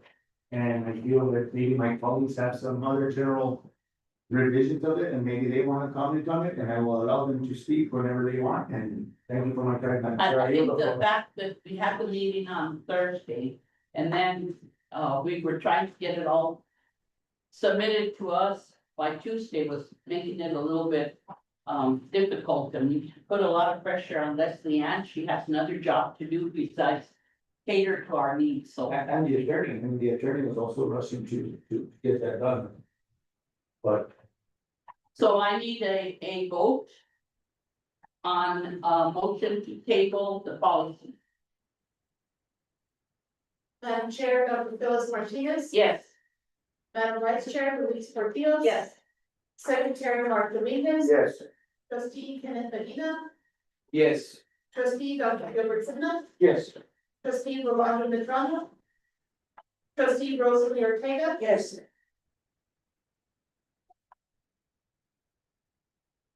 Next item number 10, Vice President of Academics and Home Services, Dr. Henrietta Romero, and welcome to your first meeting. Madam Chair, if I may. What happened?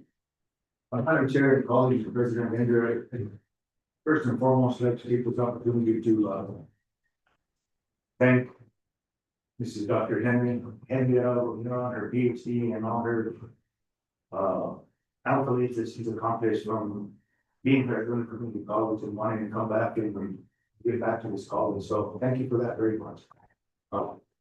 You are appreciated. I know you're a very strong woman and I think you're gonna do very well. So thank you for being part of the Luna family and look forward to working with you. Thank you. Thank you, Madam Chairman, Trustee Dominguez, I appreciate that very much. I'm very excited to be here, well, to be back, I'll say that. Very excited to be back. This is gonna be a really great. I have one question. Sure. Did you graduate from Luna? I did not. I will give you my Luna story. So I failed out of Luna. This was my first attempt at college, failed out, totally failed out. I never came back because I was too scared. I stayed out of college for like 5 years after that, and then I returned to Highlands and then got my bachelor's degree there. But I can tell you that being at Luna the first time that I was here and serving in the capacity that I was in at the time, I really did give a piece of my heart here, and so I'm super excited to be back, and I'm thankful to serve in this capacity to not only serve our students, but to work with our faculty, to take a look at our academic programming and really just try to provide some improvements in the ways that you all want us to be and go in and what our students are needing. I've heard Chairwoman Martinez also say we need to work on some water training and all of those things to get folks water certified. I hear you, Chairwoman Martinez, so we're gonna take a look at that. But let me go into my work report and kind of go through that, and then I'll definitely stand for questions from you all or anything else that you have. But first, initially, I just want to say I want to help improve the student experience here at Luna. I want for students to feel like they're served here. I want for them to be able to feel like they can contact departments and offices and have folks that they are trusted with that can give them the information they need to be successful here. I also want to improve the communication between the student services areas and the academic side of the house. I think that that's going to be absolutely imperative in order for students to be successful and for us to grow as an institution. I also want to make sure that we are sustaining our Title IV program. That is, one of my main priorities, so my two top priorities I will tell you right now is the sustainability of the financial aid department, our Title IV program, as well as our upcoming HLC visit and getting through that as well. And so those two main priorities are on top of my focus to be able to make sure that we're moving in the right direction and we're doing the things that we need to do. Financial aid most definitely needs boots on the ground. We don't need to have remote folks. So it is my goal, I have shared this with President Linder as well, that we do not extend the team contract if we can possibly handle that. So we're gonna work through trying to get some experienced folks that are dedicated to coming in and being able to help our students with financial aid and get us in a much better position with that. That was our, not directive, but our opinion.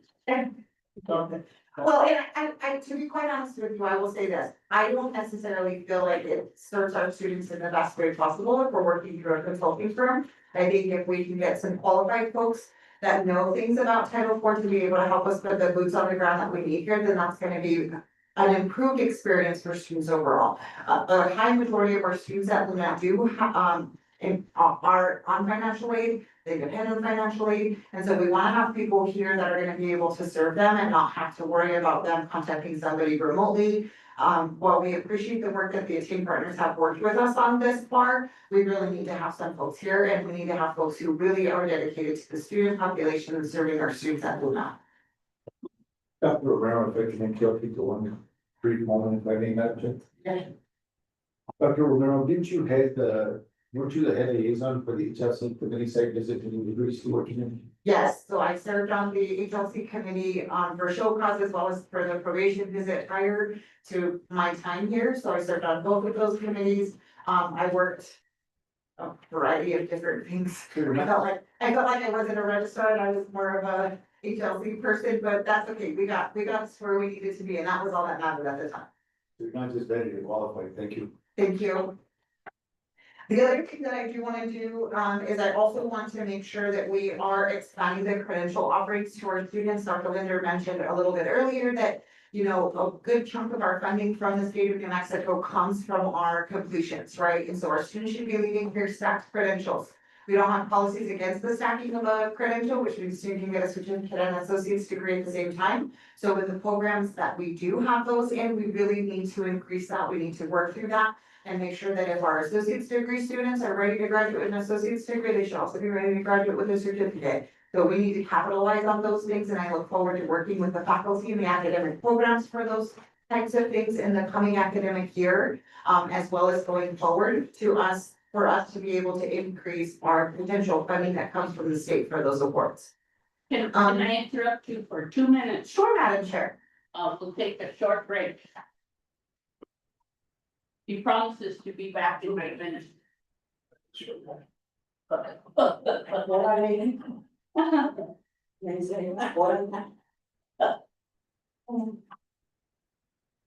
brought bread, let's give you. Oh, thank you. Anybody wants to grab something? Anybody want to help themselves to it, right? I didn't bring chicharrones. Oh, I brought sourdough. I just did. I gotta stand up. You. Justin. Maybe stand up, talk and raise some of the people. Okay. I have to meet at 12:30 to do. How do you? Hopefully it's you.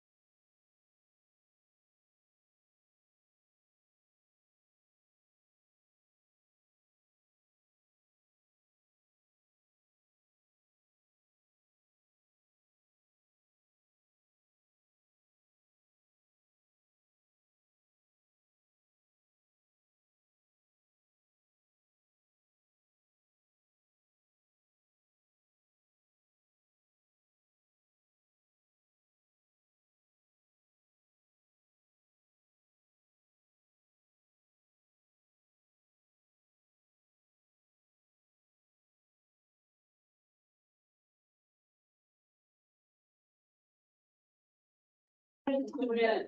I did, Yeah. thank you, and I apologize to my colleagues, and more importantly to you, Dr. Romero, and all of this. So continue, Dr. Romero. Thank you.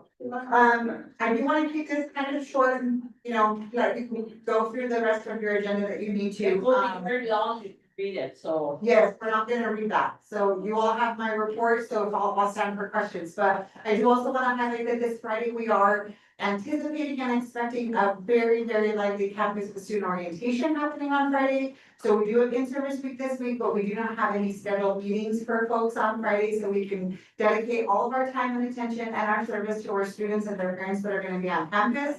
We'll have various activities, breakfast, lunch. There's gonna be a lot of time for them to also work with their success coaches, their academic directors to get registered if they haven't done that already, kind of finalize any of the other kind of things that they need to do, get books or whatever they need to do to get ready for fall to start on Monday. So we're looking forward to that. We do have some things going on all throughout the campus in a variety of different programming. One of the things that I do wanna highlight just in a couple of areas is I love the fact that the preschool is growing pumpkins right now, and we're hoping that they're gonna be ready for Halloween to be able to give to the kids. So that's a great thing that we're doing. I think it also shows them some additional agriculture skills that they may not all otherwise get, so I think that's great. And in case you don't know, I'm an FFA mom, so for me, ag is very important in our life, especially here, so I'm thankful that we're doing that as well. We're also working through making sure that our welding students are finishing. We have a lot of students who are finishing with their AWS certification, which means these students are going out into the workforce and they're certified welders. Some of them are also transitioning into the Lionel partnership as well, that we have to where they can start right after our program and start to work with Lionel to get some real workforce experience and get out there, and if they don't wanna stay here, well, they get to go somewhere else and work for a national lab, so that's great too. Some of the other things I just wanna kind of talk about, as well is we're onboarding all the staff for the College and Career Readiness Institute, with Greg Bellows, so we're getting all of our APP students ready and prepared to start for the year with us as well. And so I think we have just a lot going on campus, and I think it's gonna be a great start to the academic year. I look forward to working with all of the folks across the units, to be able to, like I said, improve the service, improve the experience of our students. I remember when I was here roughly about 5.5, 6 years ago, the campus was very busy, and I would like to see it that way as well. And so my goal is for us to be able to kind of transition us back to that place in that space. I know COVID made a lot of transitions for all of us in that area. And so we really have to figure out how we get back to those particular busy spaces and places for our students. And I'm working directly with Dr. Linder to be able to fill the ideas that I think are important for us. I do want to say that we do understand that there are some needs for some programming. I will ask for patience from the board as we get through those. Because one, we want to focus on the upcoming HLC visit and getting our Title IV programming staff and all of those things addressed first. And then what we're gonna do is we're gonna definitely take a look at the certification process for those folks who need to be water testers, for example. I have a little bit of experience in that in my life, so I kind of know what the credentialing looks like for that. And so I'm definitely gonna be working with Karen and the CTE folks to be able to see what we can do for our surrounding communities and the service areas that need them, to see where we can provide some supplemental training and additional training with some other water service partners across the state. That's all I have, and I stand for questions. Any questions? I just have a comment, Madam Chair, if I may. I think Luna Community College is very blessed to have one of the best instructors that I'm gonna put his name out there, Mr. Johnny Martinez. As a truck driving instructor, I mean, you don't get any better than that. That guy has probably over 1,000,000 miles under his belt, and we are very blessed to have him here. So shout out to Johnny and shout out to you too. Yeah, so thank you. Good job, man. Thank you. Vice Chair, Portillo? I'm just to complete the back. I think we just needed a good leader and someone that's been here and knows what's needed and how to get it done.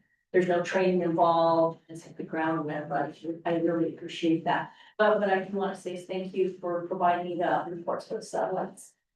Yes, of course, then, by the next board meeting, I know that trustee Ortega had requested that we provide some dual credit enrollment information. So that'll definitely be part of my next report for you guys in September, so you can kind of see where we're at. That'll be a little bit of a better gauge for us as well, because we'll be approaching census during that time. So, I'll be able to provide that for all of the areas of the service districts that you guys serve. Thank you, that's one of the concerns. Let me stop you right there because trustee Dominguez is busy.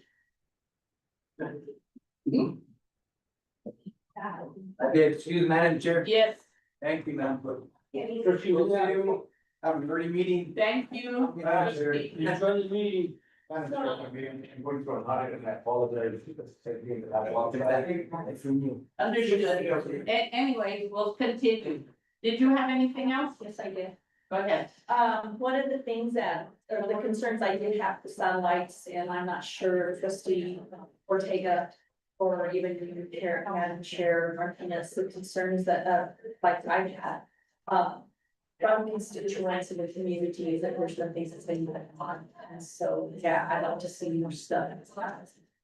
And that's really the goal, right, is not just to get the vibrancy back here on the main campus, but we do that in all of the areas that we serve. We have a satellite in Springer and Santa Rosa and Mora. Anywhere that we have a presence, we need to make sure that folks know that we're there, what we offer, what we can do for them. We don't need to just be a building that's on the street, that no one comes into, that no one sees, that no one visits. You know, we really need to work through all of those things, so I look forward to being able to work through that process, not only with the satellite managers, but also on the service side and then the academic side of the house, to be able to improve that relationship. And Mora isn't like that. It's constantly being used, but we also have to remember it does not belong to Luna. We have a long-term lease as a county, and yes, we provide person there, but how much is for Luna, I'm not sure. But That was gonna be my comment. we always, There's a lot of activity going on there, but how much is that? that's right. How much of it is Luna, I don't know. So I understand you'll be in charge of the satellites then. Madam Chair. Okay. Go ahead, Dr. Linder. Okay, thank you. I do, and we still have, sorry, can I just make one comment? Yeah, go ahead. Related to what you said. And Sherry Goodyear is still here. But I don't know how many students that we had at Springer and Santa Rosa this summer and throughout the year. This is something that I think that when we bring middle school and younger kids and high school students to our after-school programs, they know that they're coming to a Luna program. They know they're coming to a Rough Rider mentorship program. They're working with our faculty. They're working with our staff. They are very, very connected. And so when they get ready to be able to take classes, this is something that's gonna be a big difference, and especially with the race meds and the gardening and a lot of this stuff, this is something that, although we don't have as many classes, and I do wanna have more activity there, I just wanna give a huge shout out to Sherry, has really taken, it's a lot of learning and a lot of time to do this, but seeing those kids at those after-school programs that they're working on in Santa Rosa and Springer, and hopefully this fall and more will make a big, big difference because those students know they're coming to a Luna program.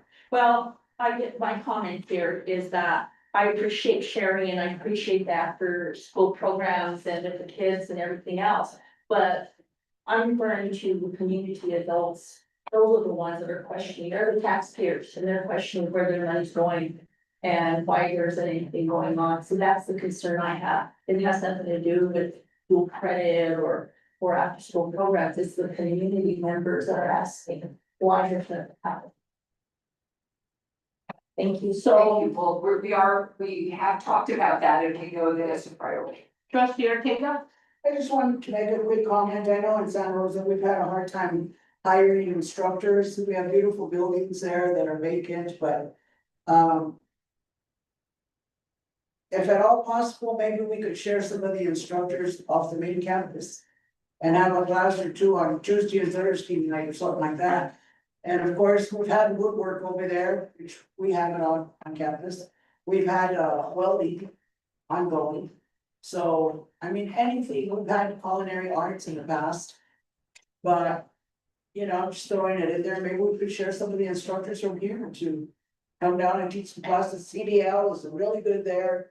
EMTs, it's mentioned here, that's wonderful, because that's. We have some there that have retired, and it's hard to get new ones on board, because they can't leave the community to get the training.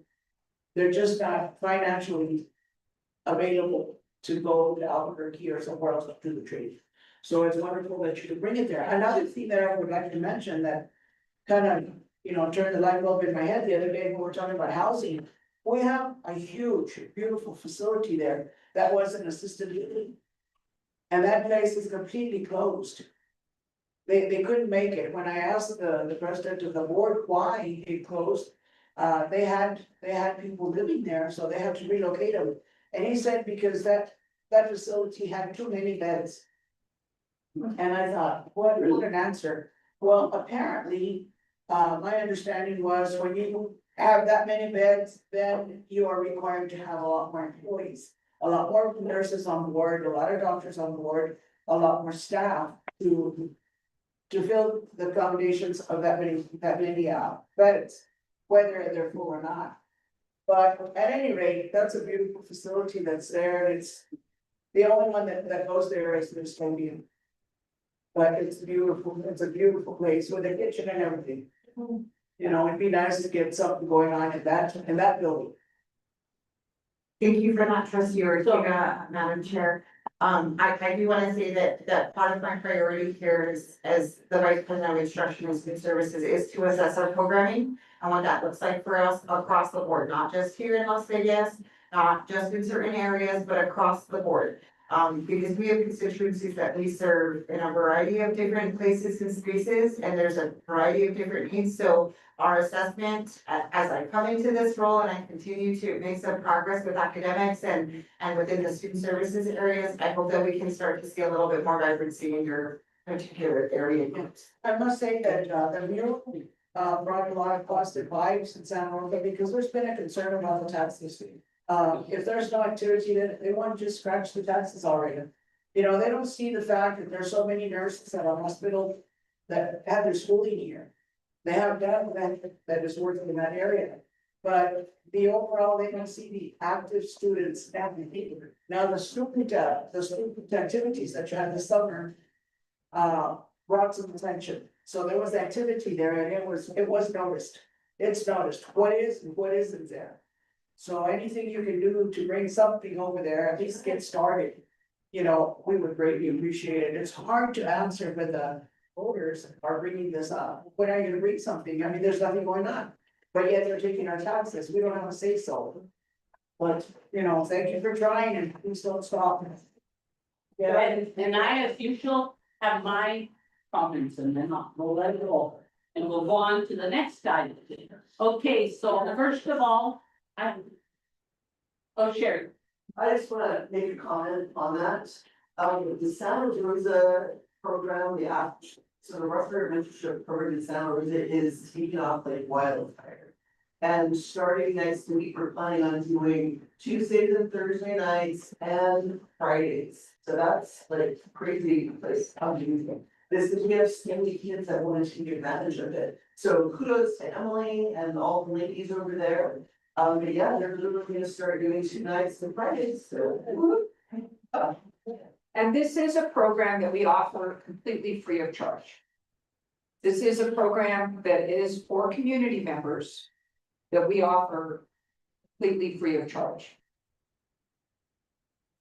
would you care to elaborate on what is it exactly that you're doing? Yes, so we're going to be doing an after school program on Tuesdays and Thursdays, so it's basically homework help if they need it. And Well, then sure, come up to the mic because we are recording this. Dr. Romero. On it. So what's happening is on Tuesday and Thursday nights, we're gonna have an after school program from 5 to 7. And so what they do there is they do like usually a project of some kind. So it might be an experiment, but it's something that they do, and we have all ages there. And so we do that. And then on Fridays, the goal is, so right now we have a van in queue. We just don't have it yet because of tariffs and stuff. So I talked to Chris Chavez last week, and he told me he thinks by October, we should hopefully have that. So what's gonna be amazing, and my plan is to actually have that thing rotate. So we'll be able to go from take a load of kids here and let them take a tour of something. So what I know for sure is when we do the summer program, what's amazing is people have no idea what we offer here, like they don't know. So we get the kids in here and we have kids saying things like this, Mom, I want to go to the military, but I didn't know Luna had all that cool stuff like CDL and the airplane simulators and all those kinds of things. And so the kids they light up because they're actually getting opportunities to see what we have. And yes, it's important to go out and recruit, but I think it is critical that we get them here. And so the goal is to use that van as a rotational thing. So I'm hoping once a month, but maybe initially it'll be twice a semester, but we can bring a load of kids that sign up, that come here, and then they get to see something. And then we do Mora, Springer, the same thing. We have students that we're gonna get from local Las Vegas as well. But that's a kind of a different side to this. But in Santa Rosa, the demand was so high this summer, they literally had to turn students away.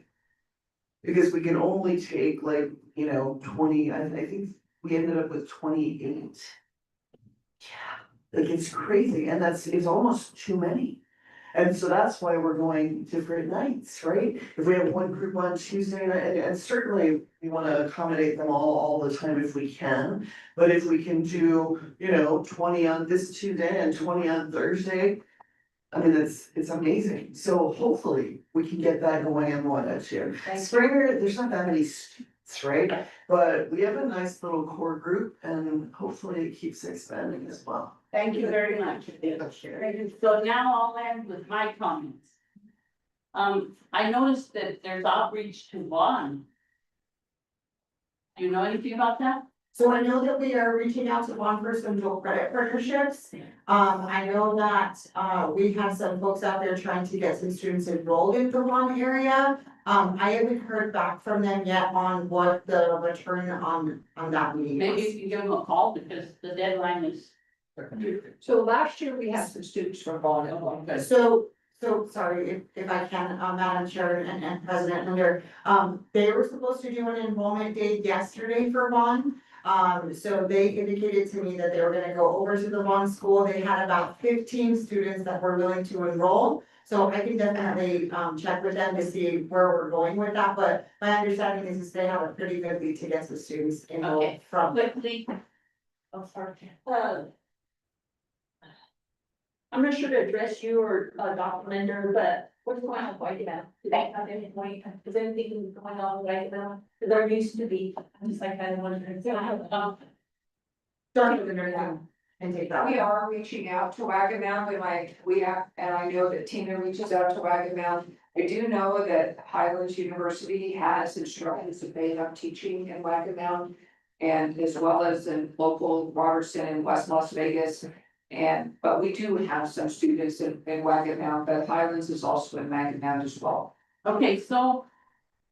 My biggest concern with the water, and you better put it on your list. It's on the list. It's not on the list now. You have 1, 2, 3, 4, 6 bullets and there's no water there. And the other thing is, I'd like to give a shout out to Karen Torres because I think she did a good job. And you have some shoes to fill. She did excellent work. And she was alone. She didn't have any help, plus she carried a couple of times, right? Anyhow, I have had calls from 3 superintendents that there has been no one from administration reaching out to them.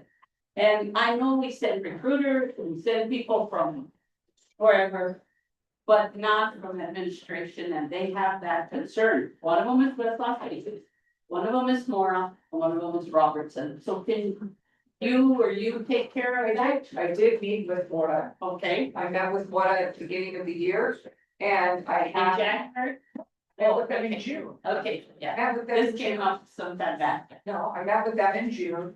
We have reached out and I have had a conversation with Melissa Sandoval, the superintendent. And I have not yet connected with Superintendent Gutierrez, but that is something that I talked to Dr. Romero about. I do know that Erin Forrest has been working very, very closely with West Las Vegas. She is part of our administration. She was our VP of Instruction and Student Services. And it is true that I have not met formally with with Superintendent Gutierrez. And that was my plan in the last month, but I have had a lot of other things that have. Well, the housing situation has thrown you. So, but 100%, and we are 100% Well, committed. now you have help. I do, I'm so happy to have them. So the other ones are, and I haven't received phone calls, but I know the people that work there in Yosco. I know that in the past, they have been dual credit students. And even though they're part of UNM. Or Highlands, whatever it is, Maxwell. And Wagon was on my list, which trustee Portillo brought up. And Pecos, but you said you already have. Pecos, we met, I met with the superintendent at Pecos, and I met with the superintendent in our town. And Maxwell, I have not met with the Maxwell people as yet, but I do know that Tina does regularly interact with Maxwell, but I have not met with the superintendent in Maxwell. I do know that, and I have not met with anybody at Central. I didn't even have some wrong on my list, but they. I know the dog footers at the, I think it was Tina that said she was working on some furnishings with Simona, so. And she was, we do have students from Singapore. Okay, thank you very much. Any other questions for Dr. Romero? Then we'll go on to item number 11, Executive Director, and welcome again. Executive Director of Finance, Dr. Shields.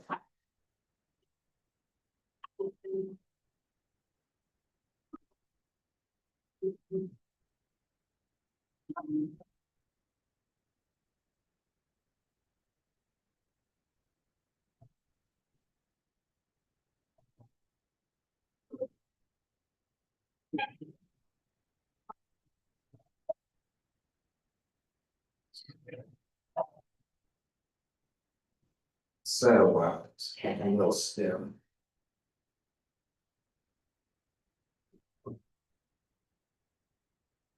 Good afternoon, Dr. Shields.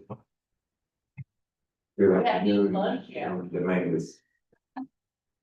Madam Chairperson, Associate Trustees, I would like to say good morning. I believe it's still good morning or Afternoon, sir. good afternoon to you. And I would like to start mine off with something that Chairman Dominguez, I want to say a thank you to my staff who has embraced my leadership and has really worked hard to, give more transparency to the financial reporting to this board. So thank you for that. Also, I would like to take this time to do one thing that's on, I want to share something with you if I could. Our CFI, composite financial scores, are really very, very good. And some good news for you. And let me share with you just real quickly, if I could, just for information purposes. For public institutions, the ranges are 1.1 to 10. Luna is currently at 7.73. That is exceptional. And so That's our credit score. Yes, CFI. So I wanted to share, I had told the president the minimum had to be 1.5, but I researched it and it's 1.1. That the minimum has to be, and we're up in the upper tier of the CFI composite financial indicators that the colleges utilize. Okay, with that, I'll go right into my report. The first month of Luna Community College annual budget cycle for July 1st through June is a period of intense activity demanding meticulous planning and resource allocation to ensure successful academic and fiscal year. This crucial initial phase lays the groundwork for the entire year and impact every aspect of our operation. Now, our primary goals for this period is on several key areas that I would like to point out. Revenue projections, where we'll be rigorously analyzing projected revenues for all sources, including tuition, state funding, grants, auxiliary services. Accurate forecasting is also paramount to effective budget management. Personnel staffing, this involves reviewing current staffing levels, anticipated needs for the upcoming year, developing a budget that supports both competitive compensation and a robust workforce capable of meeting our institutional goals. We'll be carefully considering any necessary adjustments to staffing to ensure optimal efficiency and service delivery. Under our operational expenses, a thorough review of all operational expenses is necessary. This includes utilities, maintenance, technology, and administrative costs. We will be seeking opportunities for cost effectiveness and efficiency improvements while maintaining the high standards of service expected at NUNA. Academic program funding. We look at allocating resources to support our diverse academic program as a critical priority. This process requires a careful assessment of each program needs, student demand, and alignment with our strategic goals. We will ensure that funding is distributed fairly and effectively to maximize learning outcomes. Under grant funding and financial aid, securing and managing grant funding is vital to supporting our programs and student success. We will dedicate significant effort to identify and apply for relevant grants while also ensuring efficient and equitable distribution of financial aid to our students. Under our auxiliary services and student support, this critical area encompasses all of the services that directly support our students, such as bookstore, food service, and student support service. And when I say food service, I'm not really saying that we're feeding anyone on a consistent basis, but it also lets you know that our food service capabilities that we do sometimes share with the campus. Ensuring these services are adequately funded is essential to providing a positive and supportive learning environment. This initial phase requires collaboration and input from all divisions and departments, and campus-wide participations in the budget planning process is essential to its success. So with that, I will go into a little bit of detail of our cash and student accounts and payroll. Under our cash, we have a total cash of $7,245,298 as of July 25th of this reporting. General accounts was $6,403,660. Payroll was $727,483, and the activity count was $114,155. Student accounts receivables, we had a total of $1,389,428. We have credits of $96,559 and a net of $1,292,869. On the payroll, we expensed $882,026 for the month of July.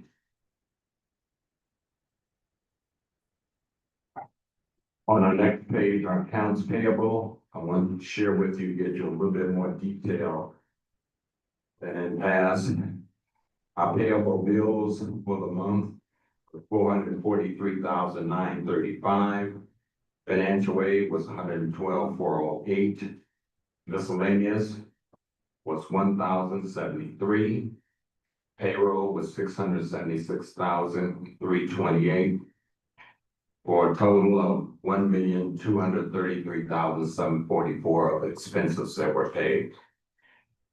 Under restricted grants, we, of course, had a budget of $2,814,120 as of now.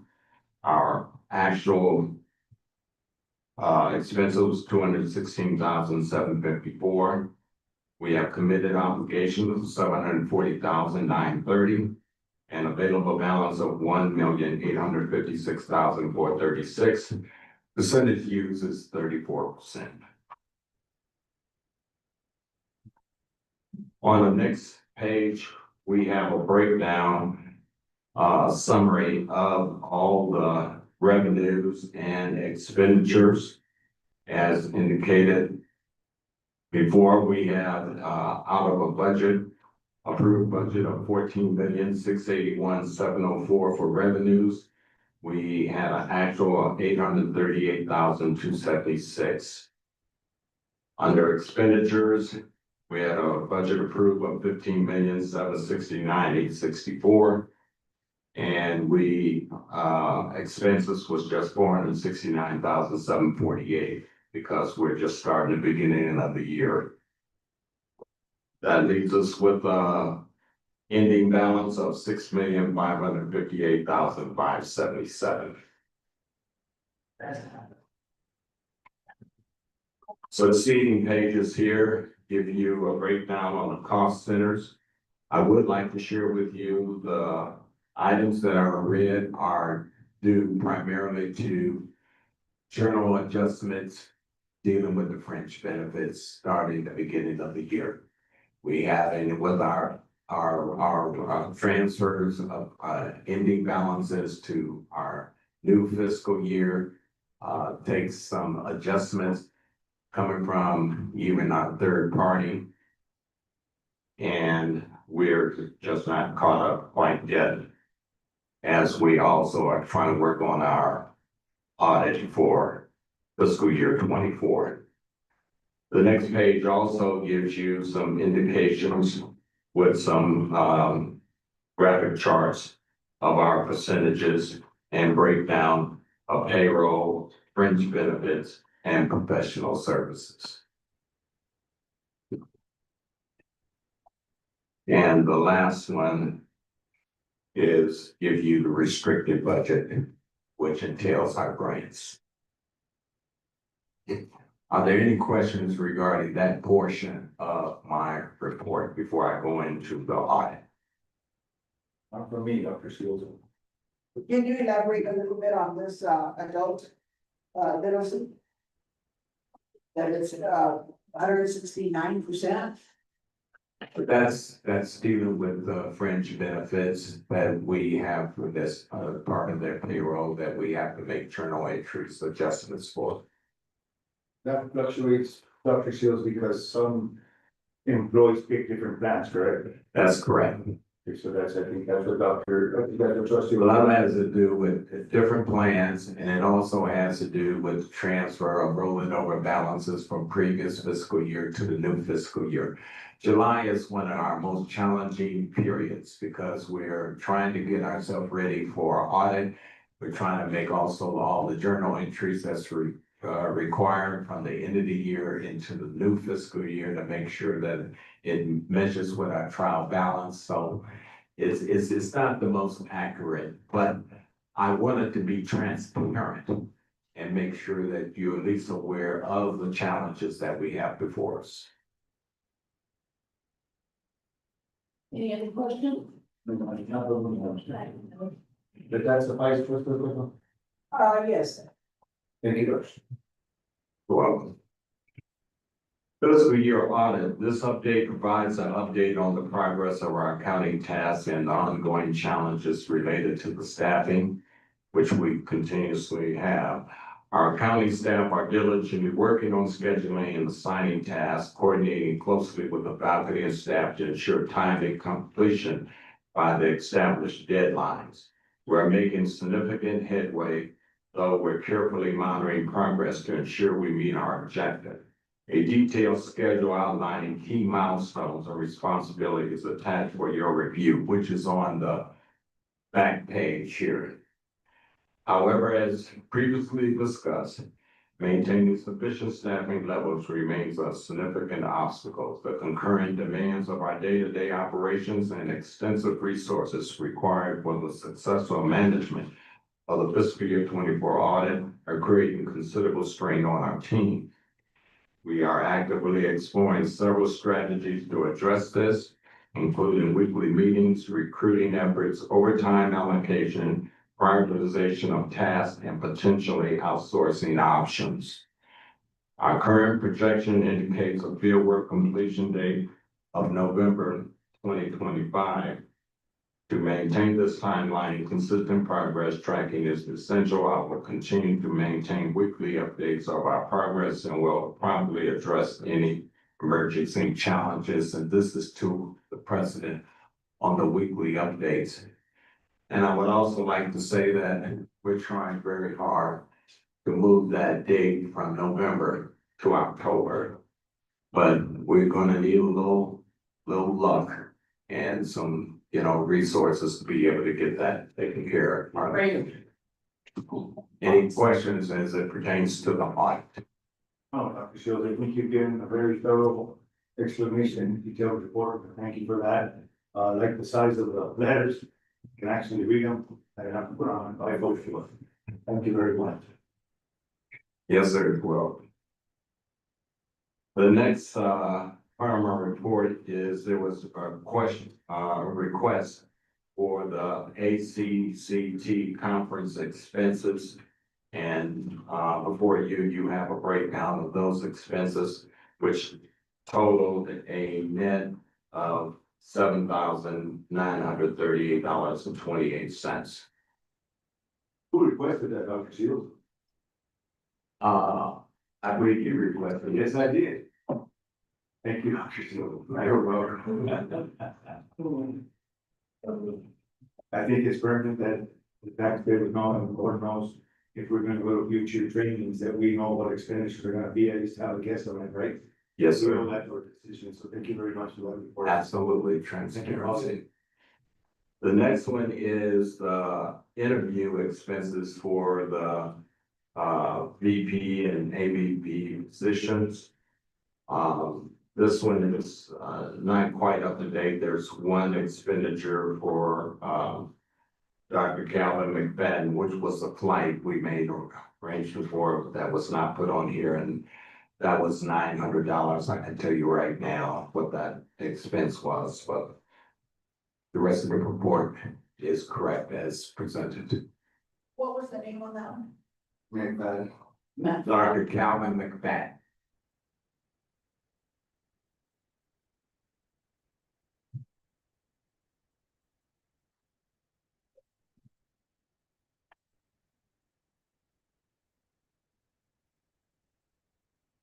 The very next part of my report is the quarterly financial certification report. We have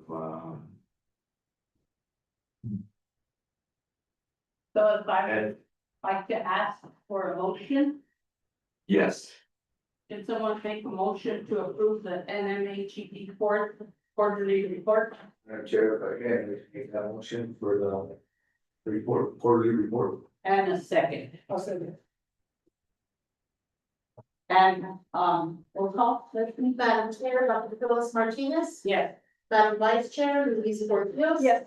Secretary Mark Dominguez. Yes. Trustee Kenneth Aldina. Trustee Dr. Gilbert Sena. Yes. Trustee Rolando Medrano. Trustee Rosalie Ortega. Yes, Continue, Dr. Shields. my last part of my report is a travel policy addendum. Before I do that, I would ask Mr. Garcia if he could assist in passing out the policies of the travel policies so that you'll have it for your information. There's no change in the policy other than this addendum. As Chairman Dominguez has reminded me, it is a change, but I'd like to say it's an added addendum. Addendum is Thank you. big word of the day there, right now.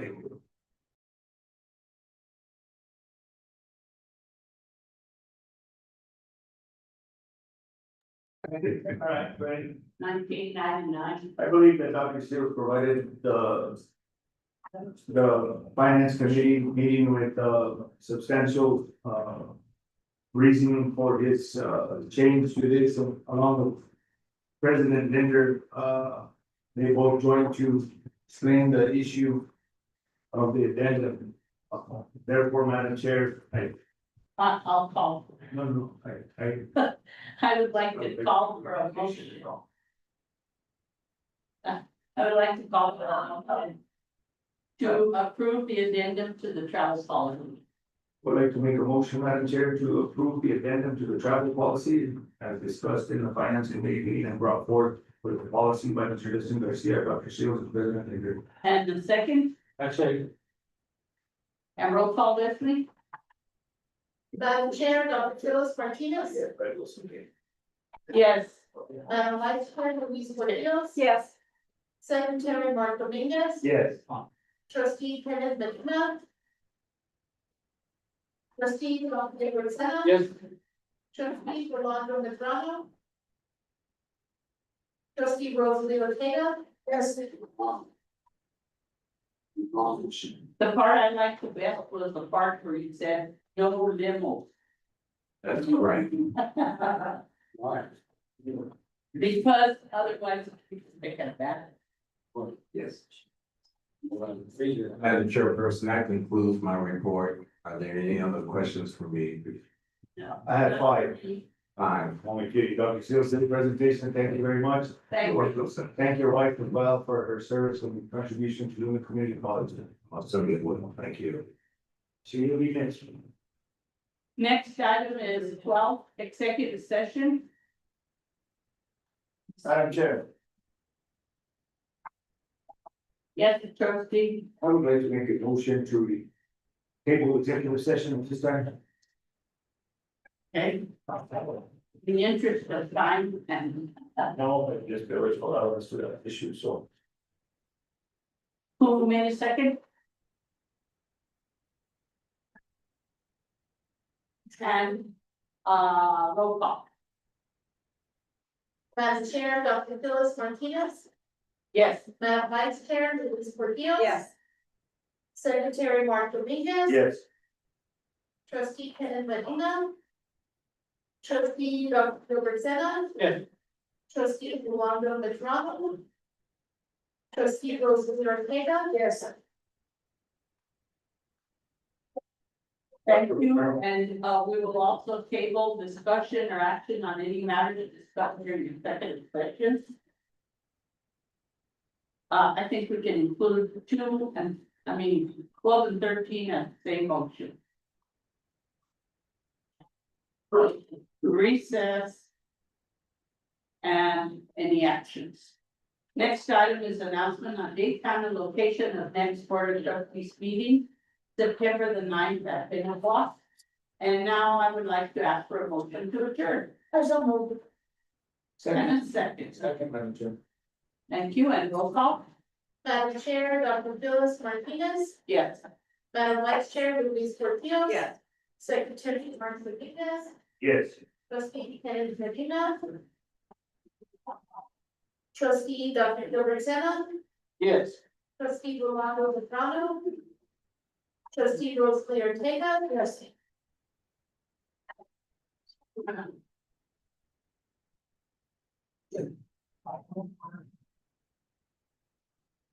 Well, you. At least not a problem, fair on. There you go.